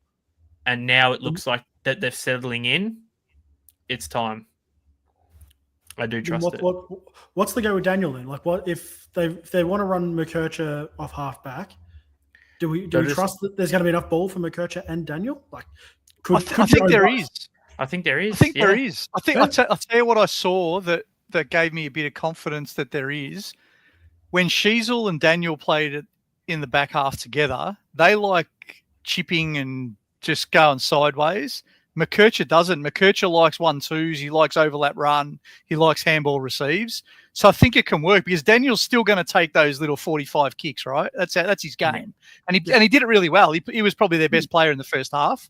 But McKercher's the one who can move the ball and can sort of give them that spread and that run out of the back line. So I think they're mad if they don't stick with it. Whether they do, who knows? Clarko's done some stupid things in his time, so you never know. But I think I'm going to take the punt. Colby McKercher at 393K. I think he can. We know he can score at primo levels if he gets given that role. So it's just a punt on. Is he staying there, right? Yeah. Is this going to be a cheap Timu version of CKC? Daniel taking the cheap 45 kicks. And McKercher playing the Jordan Clark role and just breaking points. Yep. Is it bad to say that I reckon this could be potentially better than CKC from last year? Is CKC back? CKC might be back. I think, but it's of the blue and white variety. This, you know what this is? It's you asked me the question of, is there enough ball for both of them? Let's think back to that one singular game where Harry Sheezel went to halfback and he had about 45 touches and Caleb Daniel had about 30 against Sydney. It's just the way they play, it's going to be the exact same with McKercher. It's going to be ball for them.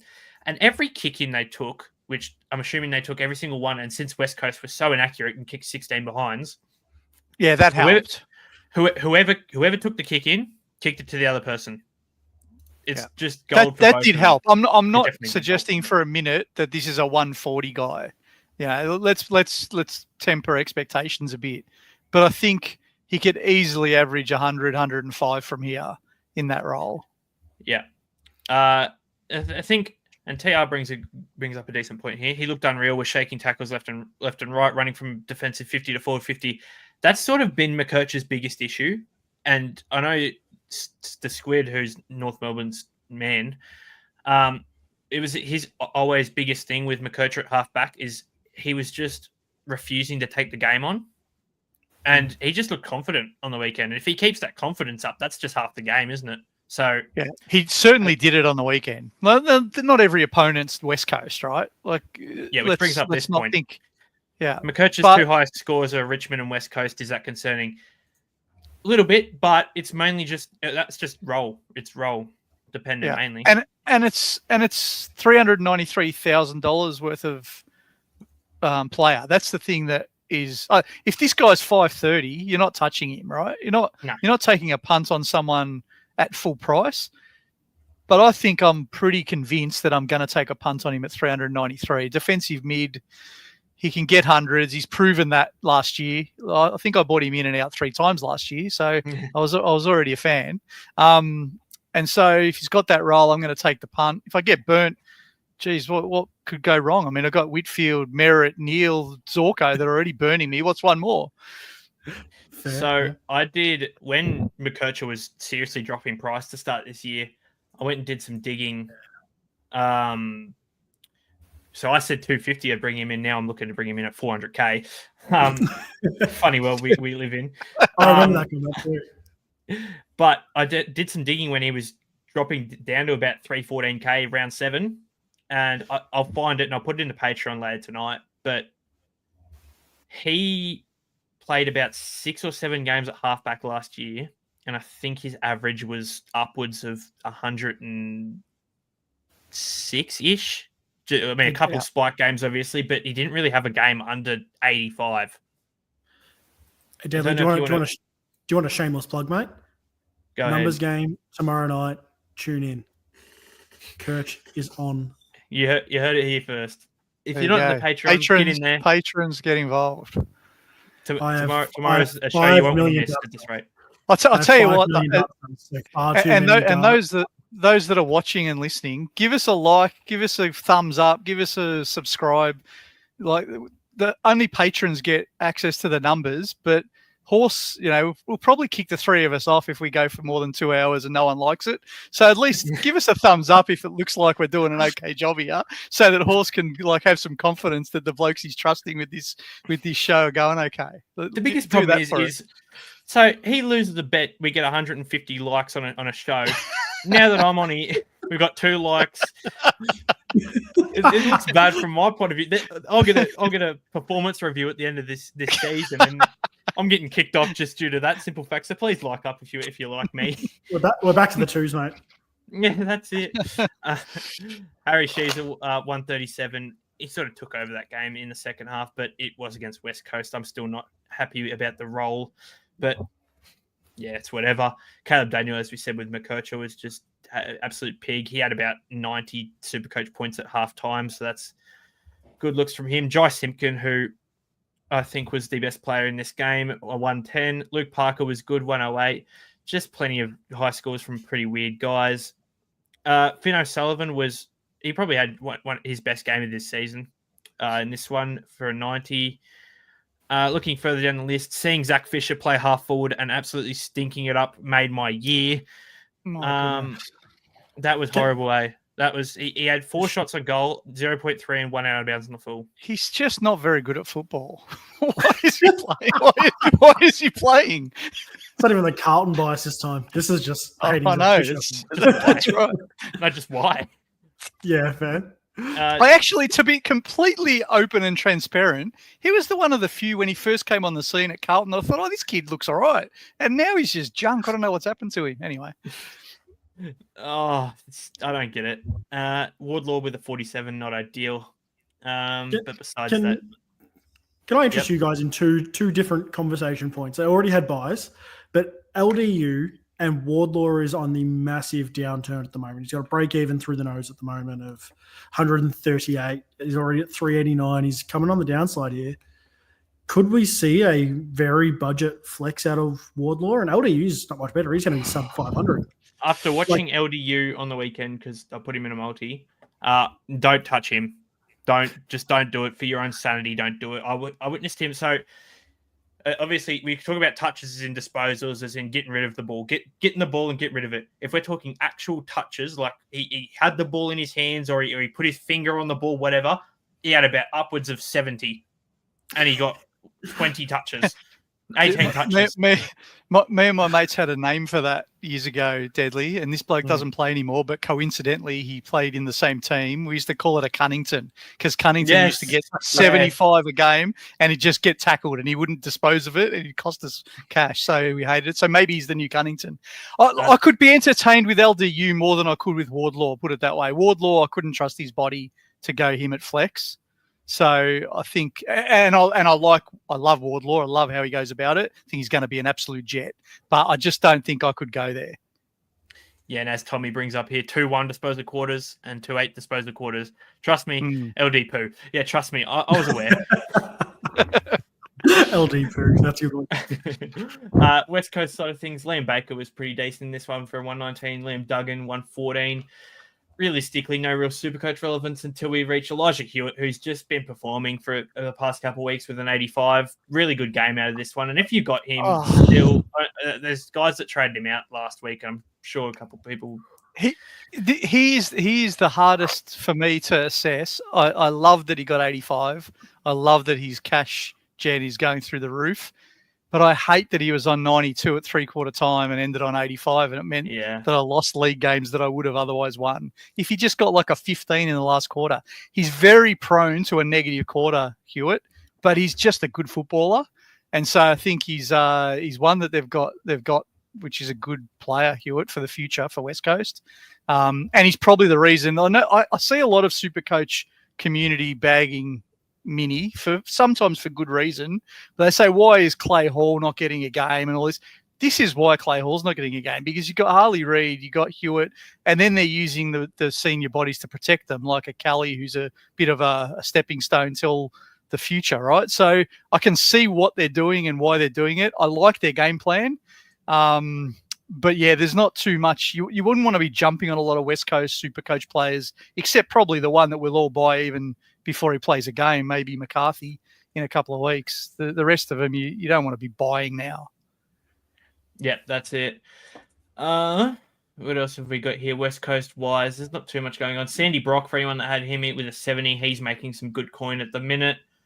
But really, besides that, there's not much going on at all, except, and I will bring this up before, Tommy did say it. Yep, Minnie has come out and said, and I did see this interview about 5 minutes before we went on air. Minnie has come out and said 98% chance. Well, he came out and said he can't make Bowen the sub 3 games in a row. He just can't do it. So does that mean he'll be omitted? So there's either a good chance he gets omitted, or we might actually get a full game. So Bo Allen is my D8. He started the year at 130. What was it? 136,000. He's now 117,000, and he's got a break even of 67. He could be under 100,000 soon. And let's be honest, we all saw the negative 14 in preseason, and I still picked the bloke. What an idiot I am. Next year, Bo Allen this week. So sign me up to Bo Allen next year when he actually gets games. Moving on to, we got 2 games left before we jump into some questions. So if you have any questions you want answered, chuck them in now. We'll look over them. We've already been going for an hour 20, so we'll try and blast through these last couple games somewhat quickly so you can go to bed. TDK for Carlton, 146. It was sort of a expected bit of a bounce back. And for those guys who traded out Gawn for TDK, they've made points this week and they've made 200K. So he was the player. Roberts has cost me. I was all set to go Gawn to TDK, knowing that TDK has got a dream 2 weeks.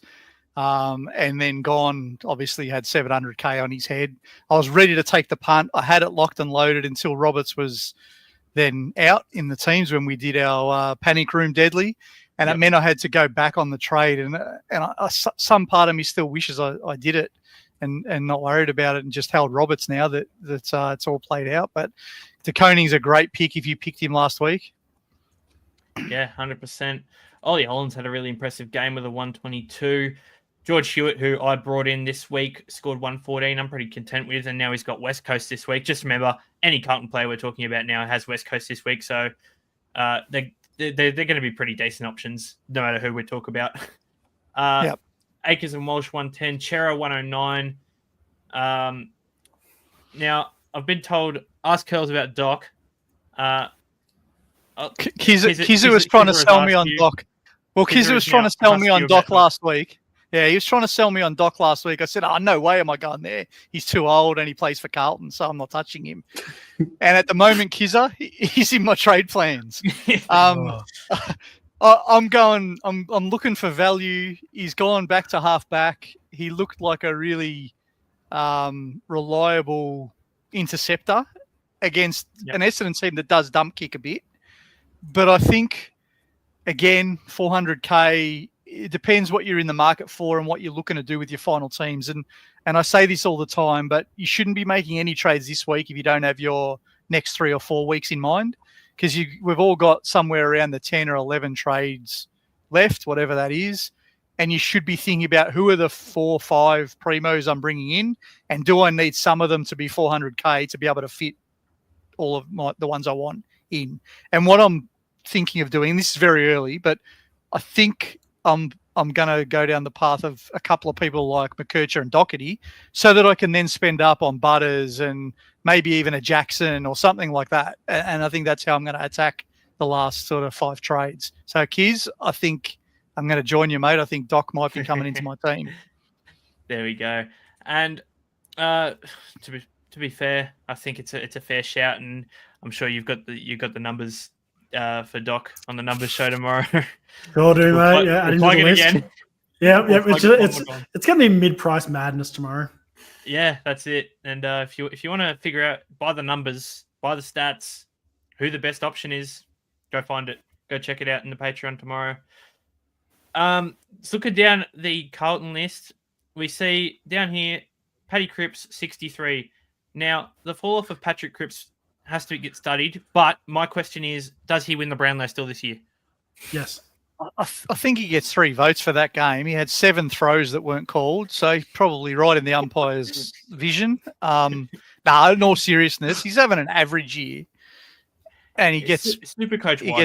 He gets umpired very horrible. differently to most midfielders in the AFL. Patrick Cripps.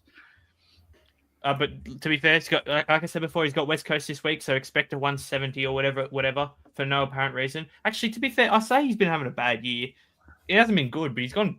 Before this week, he went 500s back to back. So, fair enough. Setterfield did a good job on him, to be fair to Setterfield. He did. Maybe I'm being a bit harsh on Paddy Cripps, but give him the 3 votes and move on then. Over on the Essendon side of things, Nick Martin, he just keeps on keeping on, I suppose. 112, and I think he's pretty well set into F1 now, I want to say. I think he'll end up somewhere in the mix. I think there'll be D3. He's F3 behind Bailey Smith and Luke Jackson. But I think they're the 3 that'll clear out in the forwards. Actually, did you say he's D3? Because he's a defender as well. He's D4, yeah, wow. D4, Sinclair, Ash, Whitfield, Martin. He's ahead of Holmes and Jordan Clark, Bailey Dale, Nass, a lot of guys. Yeah. Nuts. He's sort of the one that got away from a few of us. It was, again, the round 16 buys just been the story of the year. Like, I avoided Holmes and Stewart and Nick Martin because of it. And look, Nick Martin, now that we've got Caldwell Parrish playing midfield for the rest of the year, most likely, Martin's just going to play everywhere. And he's just going to score points at will. Yeah, that's it. And yeah, fair. I can't argue that. He's probably one that just got away from me, especially. Jai Caldwell, you brought him in this week, Hurls. Happy with it, I'm sure. Yeah, very happy. He's just going to sit around that 100 mark, I reckon, most weeks, and then he'll get a spike game here and there. Might get an 80 here or there as well, but I think he's got the role. He's not getting moved out of that centre square. So at the 440k he was this week, that was value I couldn't pass up. That's it. Next SC relevant player really is probably Zach Johnson, which is the bubble boy of the round. I guess you could call him, but there's still a good chance he does get dropped. But you probably bring him in, right? He's probably one of the downgrade options of the week, unless you're going nuff. Yeah, unless you're like me going full nuff and bringing in all these mid prices. If you need a rookie, he's really the only one I think on the bubble, isn't he? Like, there's not really any other options. Yeah, there's not much going on, to be fair. It is really just him, Tyrell Dewar, who just got a 90s at 176k, but it's probably too expensive for this point of the year. And besides that, it's really just Zach Johnson's going to give you. He's going to give you 2 more games, 100%, because we don't have anyone coming back before the bye. He looks really good. I hope they keep him in. He just looks so good with the footy. His disposal is great. He takes really challenging kicks. I really love him back there. But I couldn't point you to his job security post-bye if we get a few of the bigger blokes back. I really think, unfortunately, it's uncertain whether he will stay in or not. Because I think Clark probably keeps his spot more than Johnson. Yeah, 100%. Yeah, I've got no answer for you for Johnson at the minute. It's really 50-50 whether he keeps it or not. Having a bit of a look at Johnson, if General Saunders has done a post for him, and if he can go back-to-back 70s for the next 2 weeks, he gets to 222k. He makes over 100 grand. Yeah, so it's still a cash play if that's what you want. Yeah, if that's what you want, still a cash play. It's true. Yeah, it's definitely, like, if you've got the trades and you still maybe need, one more guy that can just make you some quick cash and trade off it, for as a downgrade piece, make another 100k, he's probably the guy. Sam Durham been offered 2 games for Adam Chera, the bump on Adam Chera, which annoys me slightly, but it's probably fair. Zach I Merritt, think it's a no-brainer. There's two parts to it. He had to get a week or 2. He got 2, all right. I'm not going to argue that. And Chera's technique was also shithouse. Heard he was right. That's what annoys me. The technique was terrible, but that's the secondary bit. Still deserved his suspension because you can't bump to the head. That's no argument at all. So I don't want everyone to say, "Oh, you're an Essendon fan, you're biased." I absolutely think he should have got suspended. But then the second piece is we do need to be careful about some of the laziness in the techniques that are going on. If I was a coach of a kid and they bent over for the footy like that without putting their hip over the ball, I'd be coaching the hell out of that because that's dangerous. Yeah, I'm an Essendon fan too. I am biased, and look, he definitely deserved to get suspended, but at the same time, I think Adam Chera was absolutely weak, and the technique just needs to be better. It's just as simple as that. But we're not going to go too far into it. I know it's a big talking point in all the journos that are going about, and I know Kane Corns hates it and all that. And yeah, we won't jump into it too much here. We're just a Supercoach show after all, and we can talk about how Zach Merritt has been very ordinary Supercoach wise. Talk me out of trading him. I legitimately want to trade him. I can't. I would say trades is the only reason, but literally, I don't think I'd even care at this rate.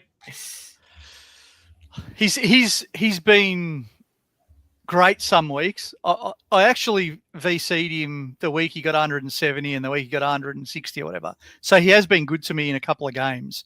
But there's just too many 80s and 90s that are killing me. And I can see that continuing because we've got a really hard run. The round 16 bye is an issue. So there's too many pros to jump off him for me. Like we said before, I can go Merritt down to Doherty or Merritt down to McKercher, and that can unlock the 130k that I'm looking for, and then avoid Zach Johnson. Yeah, that's it. Darcy Parish in his first game back, 31 touches for 78 Supercoach points. Am I shocked? Not at all. Angus Clark, another decent performance for 71. He's just going to keep on keeping on as long as he holds his spot, which he should do. Yep.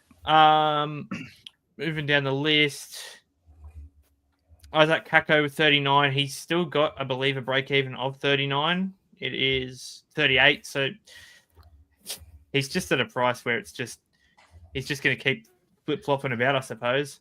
He's a warm body. He keeps putting a score on the field for the moment. He has a last buy. He'll move off. I'll move off him over the buys, but at the moment he just hangs out and gives me a 40 and gives me a floor for buy rounds. Keep him all year or something. Yeah, that's it. And then Lual with his first game of the season. He was great story, Lual. Yeah, he's a great story. His mum passed away about 3 years ago. So there's some really great docos on him and George Stevens, if anyone hasn't seen them, in their draft lead up. And he joined the club, first kick, first goal. So good on him. He actually did some okay things. I wasn't expecting much from him, but he did okay. Yeah. So good luck to the young bloke. Yeah, that's fair. And moving on to today's Jaden game. Laverde overscored, by the way, just for everyone's fact there. We're not talking about him. 29 still overscored. He's got Cameron this week for anyone that was thinking about bringing him in. He's got minus 30 coming for that man. Yeah. Cameron's kicking 12. Anyway, moving to today's game, Collingwood beating Melbourne by just a singular point on it's a pretty special day, to be fair, and a very great thing that the AFL do alongside Neil Danaher with the big freeze. And you can talk about your beanie for another little bit, Hurls, here if you'd like. No, I think it's a great cause. I mean, I don't think there's a more universally loved bloke. Not just in footy circles, I think it transcends footy a little bit. But Neil Danaher, never heard a person say a bad word about him. Essendon legend, Melbourne legend, and now MND fighting that for what is it? I think maybe. This was Big Freeze 11, so it's probably a 12 or 13 year fight that he's had against this disease, and many people don't last a year. So, Great cause. If you haven't already, jump in and buy a virtual beanie. You can get them online. I think they were aiming to raise something like $10 million or something, and so just help them out. It's a really good thing you can do. Yeah, 100%. And they put on a very decent performance today. It was a decent game, and so on the Melbourne side of things, Maxi Gawn 131, really impressive, but I think the big talking point for Max going out of this game is the little spray that he copped from Stephen May after the game. Any of you boys care to comment on that? Or Stephen May, the best thing to leave Gold Coast in many years. I'll tell you what, he's just a bit up himself, isn't he, Stephen May? Without saying too much, but I hope we're going to hear a little bit more about this in our most loved segment on Wednesday night. But fair dinkum. I mean, Maxi Gawn's played a cracking game. He's taken an intercept mark. Yes, he's tried a torp. 20 seconds left. Tried something stupid and it didn't work. Stephen May gets stuffed. Having words to the bloke who's just tried to bloody do something to win the game is just ridiculous. He's a shit bloke, isn't he? That's just all that there is to say about him. Look, I don't know about yous, but I would never go after my captain at any level, at any sport like that, just for trying something. I don't get it. No, you tried to win the game. You're down by a point. You try win the game. You do what you can.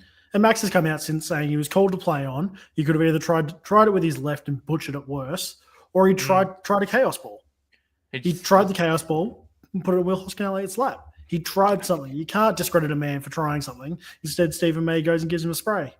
There was plenty of other instances where Melbourne could have won this game. That last 20-second kick from Max Gawn is not the reason they lost. No, agree.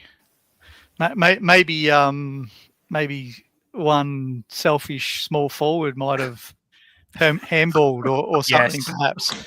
That might have been the one. Anything to come out of him would be handy. he did kick 3, so I'm being harsh on him. But if you want to be really critical, he had opportunities, and Fritsch not looking at goal. Yep, Fritsch not looking at goal and playing on that was an interesting decision as well. But I'll tell you what, you don't bag out your captain like that, to put it simply. But Maxi did well, and there's no real complaints with him. He's got Vicentini this week, so the C might get slapped straight on him. guaranteed C this week. Christopher It's already there for Petrarca. me. Christopher Petrarca, who I don't think played even a single second of forward today, was really good. 115.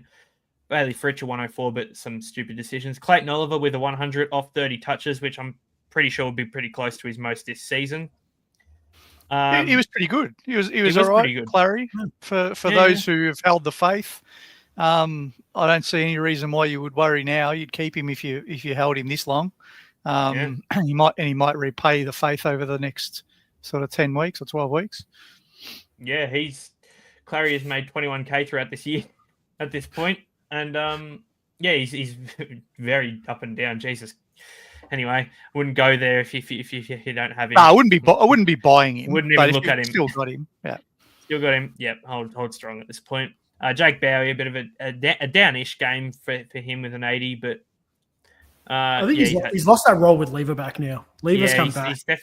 He's definitely had a down tick in a few things. It probably hasn't helped that Lever has been like there's still Salem and Rivers down there as well, and with Lever back, it sort of just kills that off as well. It just hasn't really helped him. But besides that, there's not much else to talk about really for Melbourne besides this very bottom guy, Xavier Lindsay, subbed out for a 19. Holders of him over Levi, not happy. I'm one. It's one of those ones though.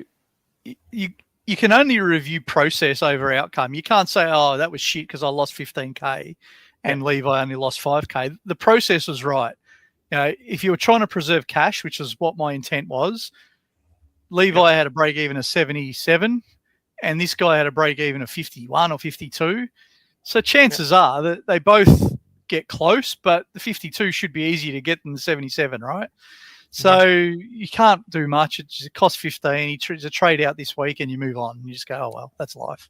Yeah, that's it. The break-even games just sort of played its part in that one.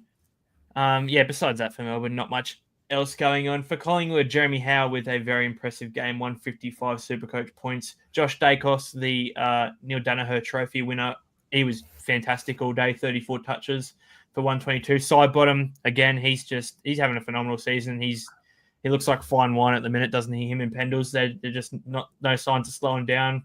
Isaac Quaynor, a 118, really solid game. Darcy Cameron was good. Intercept marks definitely helped with that 113. Jack Crisp was good for a 107. Plenty of 100s for Collingwood. Nick Dacos, a 95, which, honestly, with Ed Langdon tagging him like that, I'll take a 95. It was a very hard tag. A lot of people have been said he's overscored, but reality is he had 19 touches. He did a lot in that back end of the game, and he had 5 frees for him. Like he actually played a really good game. He just filled a stat sheet. He wasn't massive anywhere, but he just filled a stat sheet.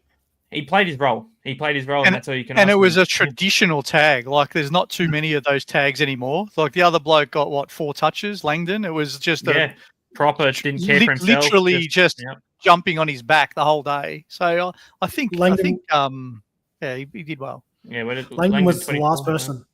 He was the last person on the field to get a touch. Everybody else had a touch, but him at the start of the game. So and there was even a time where I was looking at it. Caleb Windsor came on. Langdon had less touches in 3 quarters than Windsor did in about 2 minutes. So, Dan Houston, 86. I thought he played pretty decently. Ned Long, who I thought played really well, 84.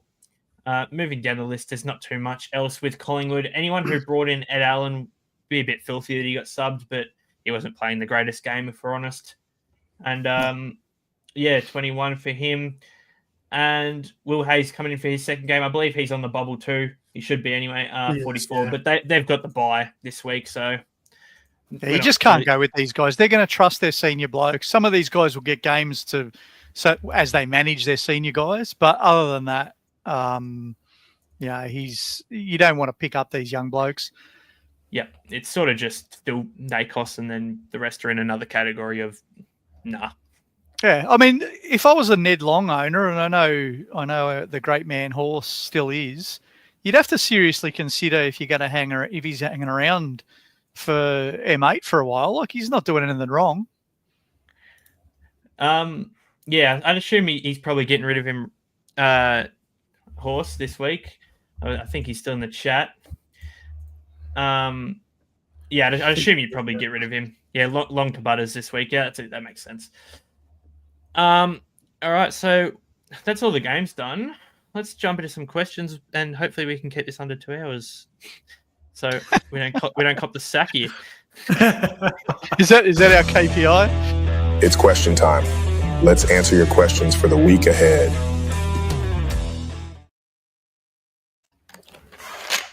I made a 2-hour show. I copped a bit of flack for it from the great man. So we'll try and keep it a bit more condensed.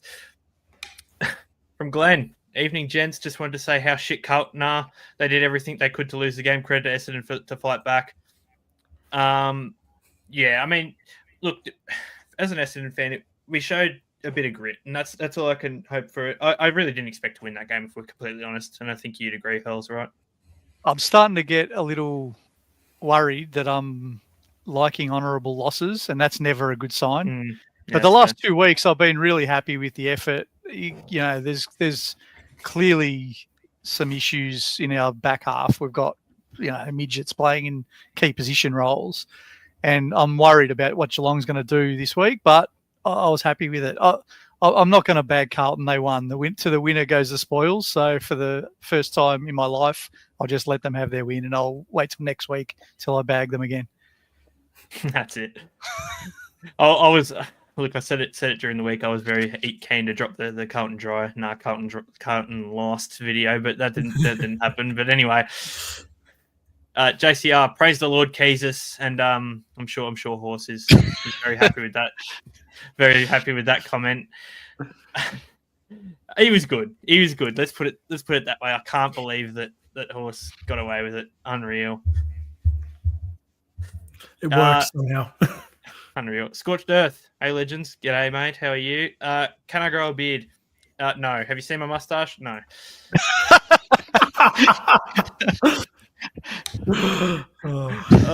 I'll give you some. Grant, Horse and Keys are brothers from another mother. I don't know how much he'd like being called that. I don't know if he'd be the biggest fan of that. JCR again. Does Langdon go to Butters this week? No. If you look at every single time that Melbourne have played Collingwood, there has been some absolute random guy to tag Nick Dacos every single time, and they never tag again. Like last year, Judd McVie tagged Nick Dacos in round 24, but to no avail. He had 40 touches. King's birthday last year, Neil Bullen. He got him subbed. Neil Bullen never tagged for again. Judd McVie never tagged again.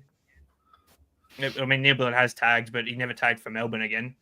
So, no, I'd assume it's just a 1 week off thing just to shut Nakos down just because they hate playing him, obviously. From Frankie, Butters, Johnson and Nass are the natural ins, but like you said, you won't catch the leaders if you bring him in. So, do you look elsewhere or do you bring him in? A great call, Frankie. It's the dilemma that I'm faced with.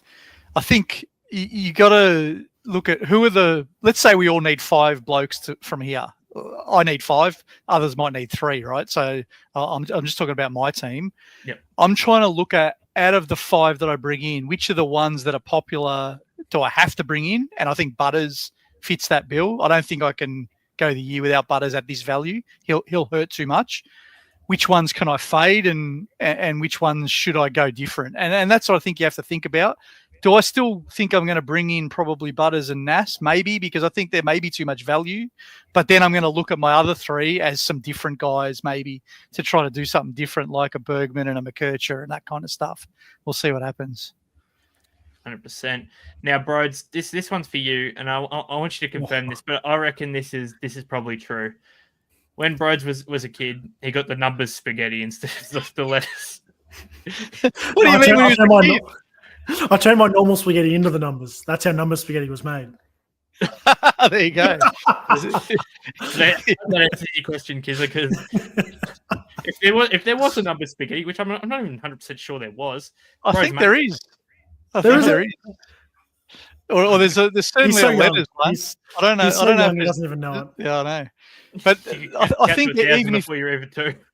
even if there's no numbers in there, he sort of just counted the strands anyway, picked them up Yeah, and counted them one yeah. by one. DJS King Vis to make this week. No, well, Meek's on a hate it. bye the week after, so I don't think I'd go this week, DJS. But I have got a little eye on Meek for the round 16 week because he'll be off his bye, and if he's still at 470k, like I said earlier, I think he could be a sneaky flex. But I probably wouldn't go him this week, and then you've got a week off from him the week after, unless your next week's bye is no problem and you want to go that way. But Yeah, I think that's a fair call. From Jonas, Hawthorn 81 points was the highest scoring team for the round. Pathetic. Did the coaches get together and decide to kill the round? It was insane. Fair call. Scoring. And fair look, call.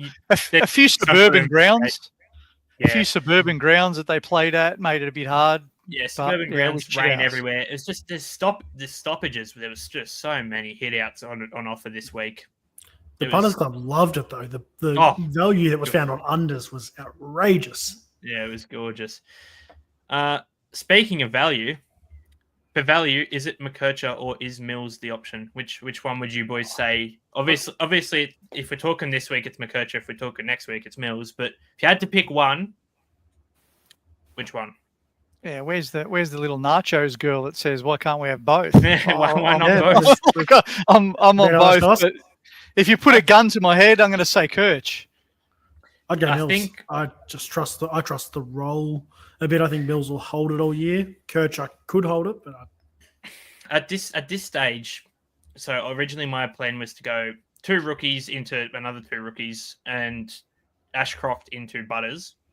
I'm now probably going to find a way to get Kirch in, as well as get Mills next week. So Mills is locked in. If I can find a way to get Kirch, it's Kirch as well.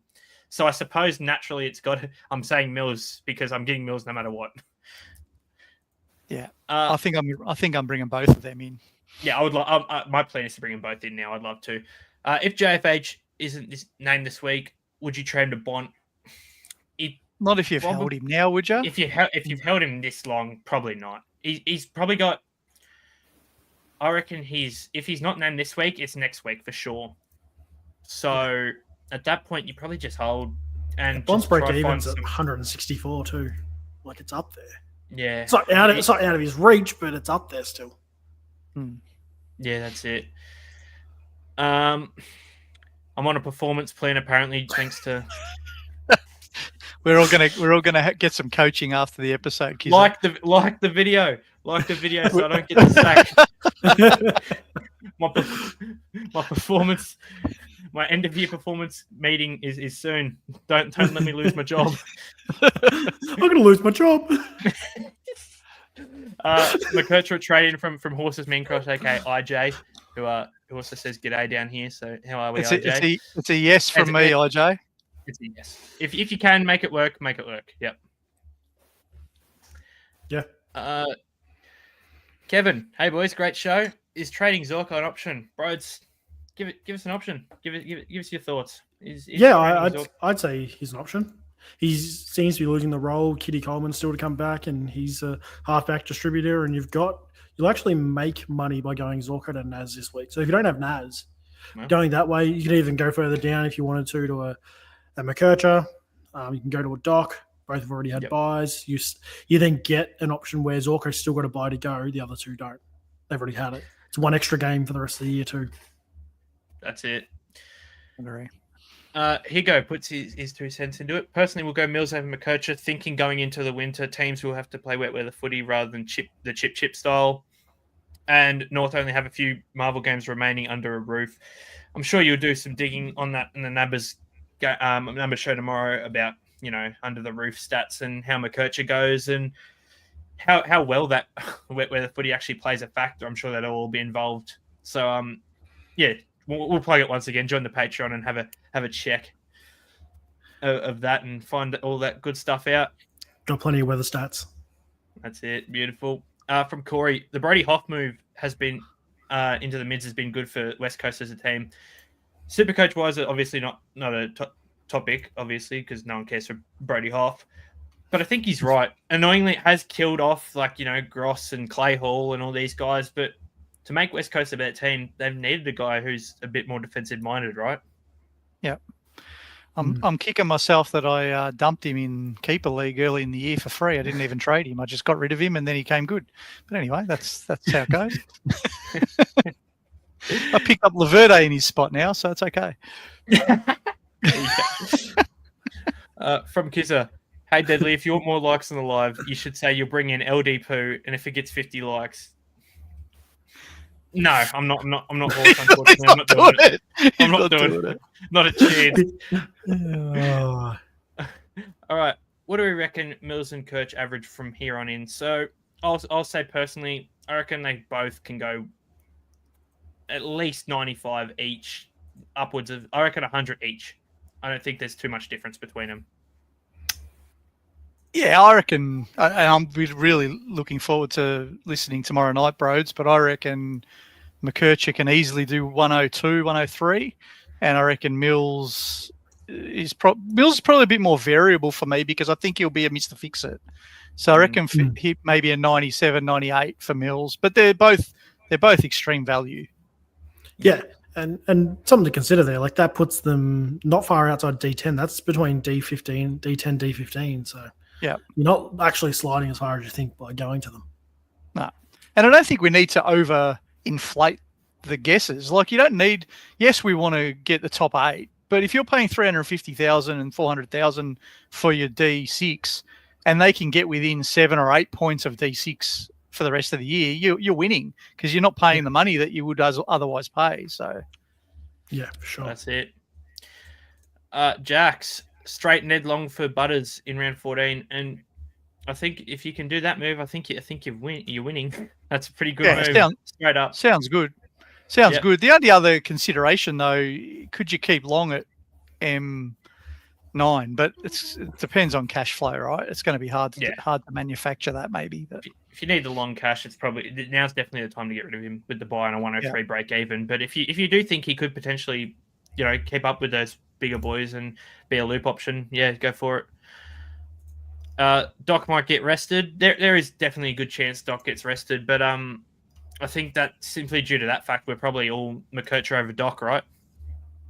And a couple other reasons. Yeah, but I don't worry about rests and stuff. It just doesn't. I never factor that stuff in. Yeah. I don't know what a coach is going to do next week, let alone what he's going to do for the next 12 weeks.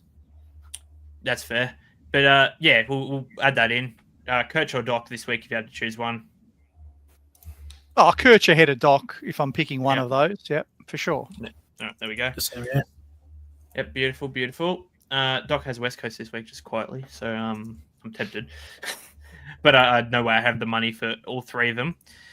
IJ, early trade plans for himself. Hustwaite, Moraes, and Dolan to McKercher, McCarthy, and McKinley. So 2 mid-season rookie guys and McKercher. I like it. It's fair enough. Just consider how many trades you got left. I mean, going no sort of primos and stuff. Should you go the Essendon bloke to make the 100K we were talking about before? I know maybe McKinley and McCarthy might play, but if you're after a quick 100, Zach Johnson's probably going to make it. Yeah. He isn't DPP. That's probably the only thing to note. The other two are DPP, defensive mid and mid forward. But man, if you want some cash. Yeah. That's very fair. I think I probably would go Zach Johnson over just one of them. I would get one, but go Zach Johnson instead. Why does Cripps only have a bad game against the Dons, though? It's because Essendon are great. Essendon put time into him. Essendon always put time into him. Archie Perkins tagged him 2 years ago, Setters this year. They always do. Talk me out of trading Zorko the Magnificent. Don't No. know if I can. Any of these guys, if you want to trade, a Merritt, the Zorko, only one I might talk you out of is Whitfield now. I'd at least wait and see what happens with Daniel back in. But besides that, I think these. Yeah, I would keep Whitfield. I'm trading one of those guys, Merritt or Zorko. Are my 2 in the gun, whichever one I decide to trade. Like I said, it's my way of generating the cash to do my upgrades. So I'm not going to talk anyone out of it. Fair enough. Can I trade in Kobe Buick already? I would love to. Yes, please. Yes, please.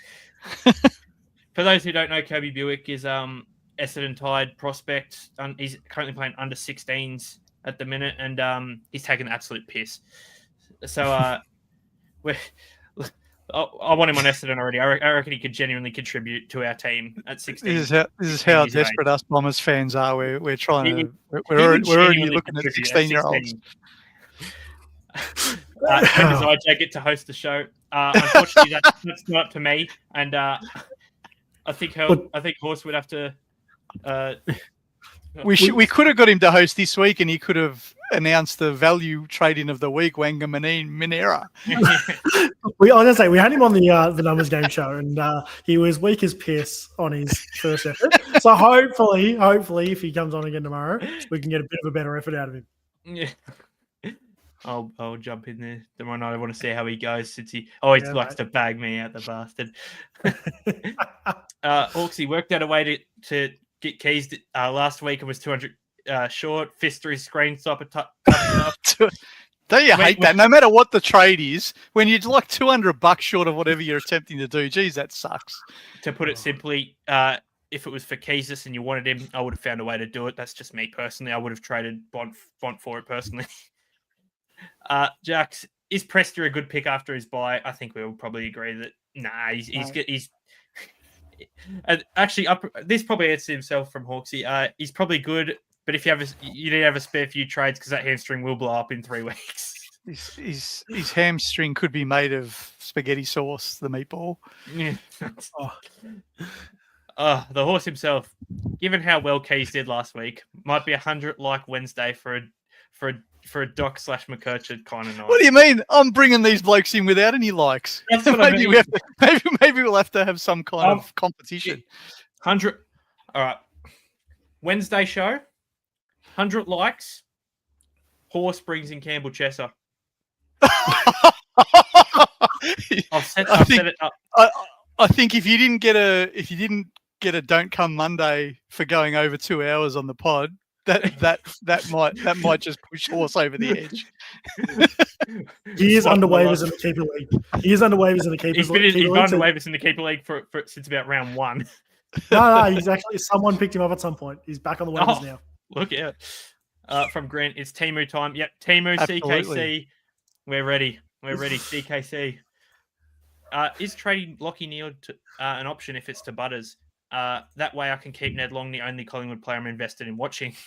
Well, at this stage of the SC year, I'm not going to talk anyone out of this kind of stuff because it is like that a bit, right? You're in the position you're in. It's hard to get out of the position you're in now. There's only 10 trades left or whatever. It's hard to fix everything. So if you like Ned Long and you think you're going to go that way, do it. Go for it. Part of the reason I'm trading Zach Merritt is because I don't like owning him. I'm an Essendon fan. I don't like it. It stuffs up my weekend when he gets an 80. That's it. Horse and Deadly, when are you doing your state of team address?